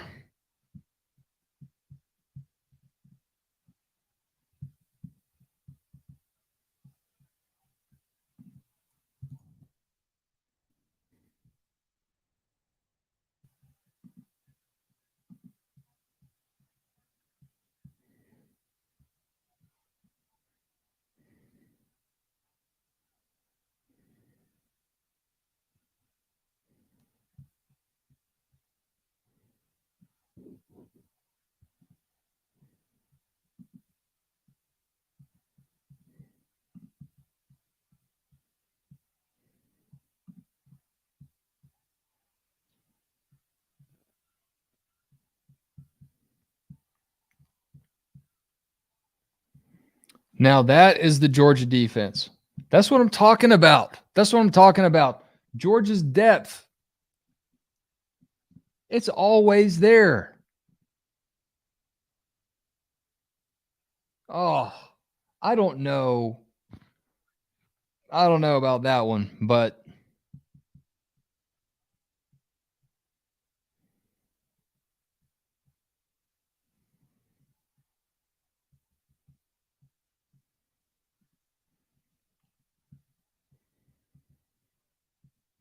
hey, thanks to everyone that just joining the Twitter space now. There's just a sudden increase as I joined as a listener. I guess that's how it works. I don't know. I didn't even know I could do that. We are also streaming on our YouTube, Dogs HQ's YouTube. Just search for it. It's like a live call-in show. It's going to be awesome as the season goes along and I build more guests. Today, this game was such a butt whipping, and I did not have enough other guests. It is what it is. The conversation wasn't popping, but I know it can be. So if you got something you want to say right here on the Twitter space, raise your hand. What are your thoughts on the game? What are you excited about? What did you like? What did you not like? What do you expect for Georgia's season? Let's not be, prisoners of the moment here, but let's actually look and see what you think about the game. I would love to hear from the fans out there because I've been talking for 3 hours now. Oregon going to have its chance here to get on the scoreboard again in garbage time. All right. Now, I predicted at the start of the fourth quarter that in garbage time, Georgia would win the game 59-10.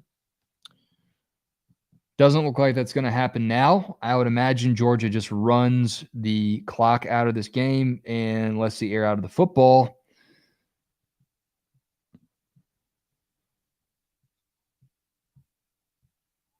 But let's see what happens. I mean, maybe they keep Oregon out of the end zone entirely.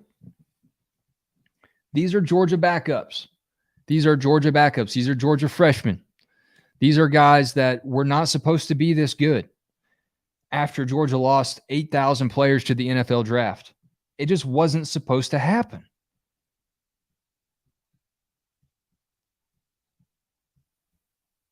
I didn't think it was going to happen. I didn't think Georgia was even going to cover today. I thought they'd win by like 13 points, 30-17, something like that. I didn't think they'd be clicking on all cylinders. I hate that cliche. I hate cliches. It's a cliche. I'm guilty as charged. But I didn't think they were going to be doing this now, 49-3. But then again, it is Bo Nix. And you can't ever rule that out.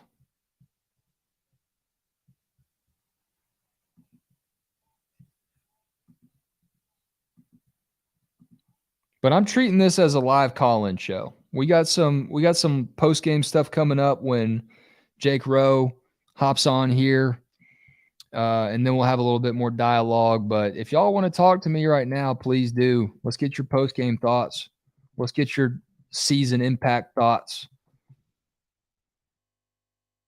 Because this game said a lot. I think it sent a message. I think Kirby Smart, he's done playing small ball. He's done with the salt the game away. No, he's not doing that. He's putting up points. Doesn't matter if it's his former assistant or his mom. If his mom was a head coach, he might have called the Dogs off in the third quarter. But it's 49-3 right now against Dan Lanning. That is not what I expected this game to look like. I thought that Kirby would get a lead. I thought the Dogs would get a lead. And then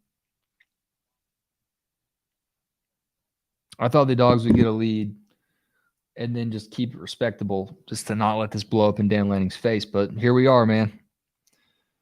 The Dogs are reloading, not rebuilding.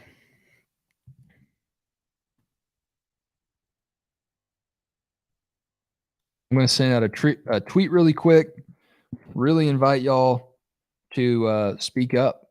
If you want to call in, just request to speak. Request to speak on the Twitter space. If you're watching on YouTube, give me a comment. What was the biggest moment of the game for you? If you're watching on YouTube, comment on that. What was your biggest moment of the game? If you want to talk about it on the Twitter space, tell me what your biggest moment of the game was. What was the moment that stood out the most?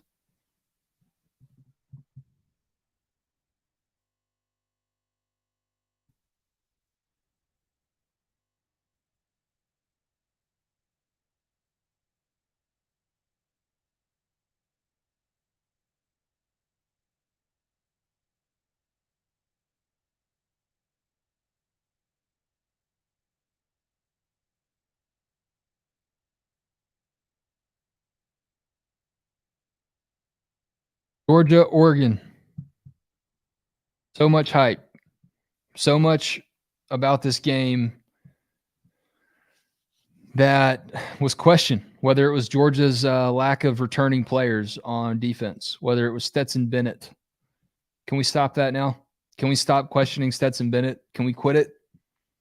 If you were telling me in the pregame about how good Oregon's linebackers are, but you're still going to question Stetson Bennett after this game, you're talking out of both sides of your mouth. Can we stop?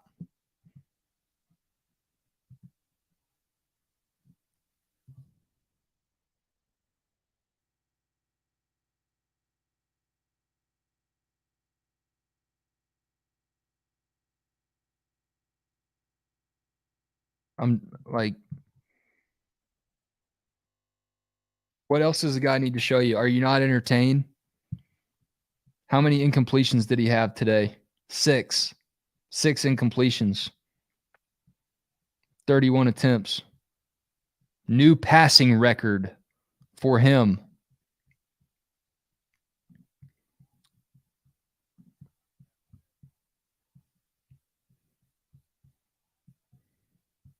Stetson Bennett is the dude, like it or not.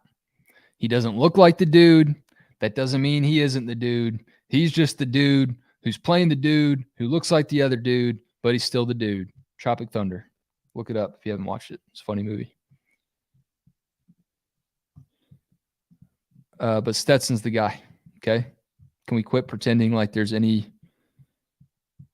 doubt for Georgia this season?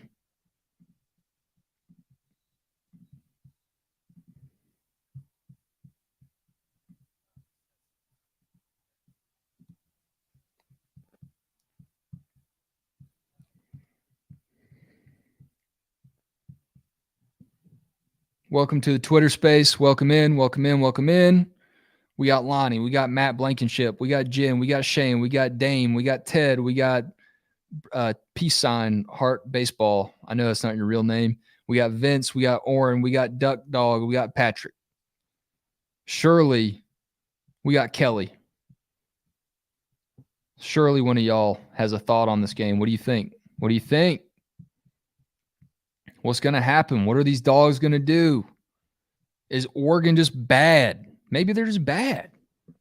I know a lot of people are going to be ready for that take. Oregon's just bad. First-year head coach. Stetson Bennett didn't prove anything. You know. Georgia has gone final, 49-3. If you have a post-game thought, speak now or forever hold your peace. If not, I'm about to hang up. We're going to regroup, and we're going to get Jake Rowe on here for some post-game chats, post-game coverage. We'll be right back in a few minutes.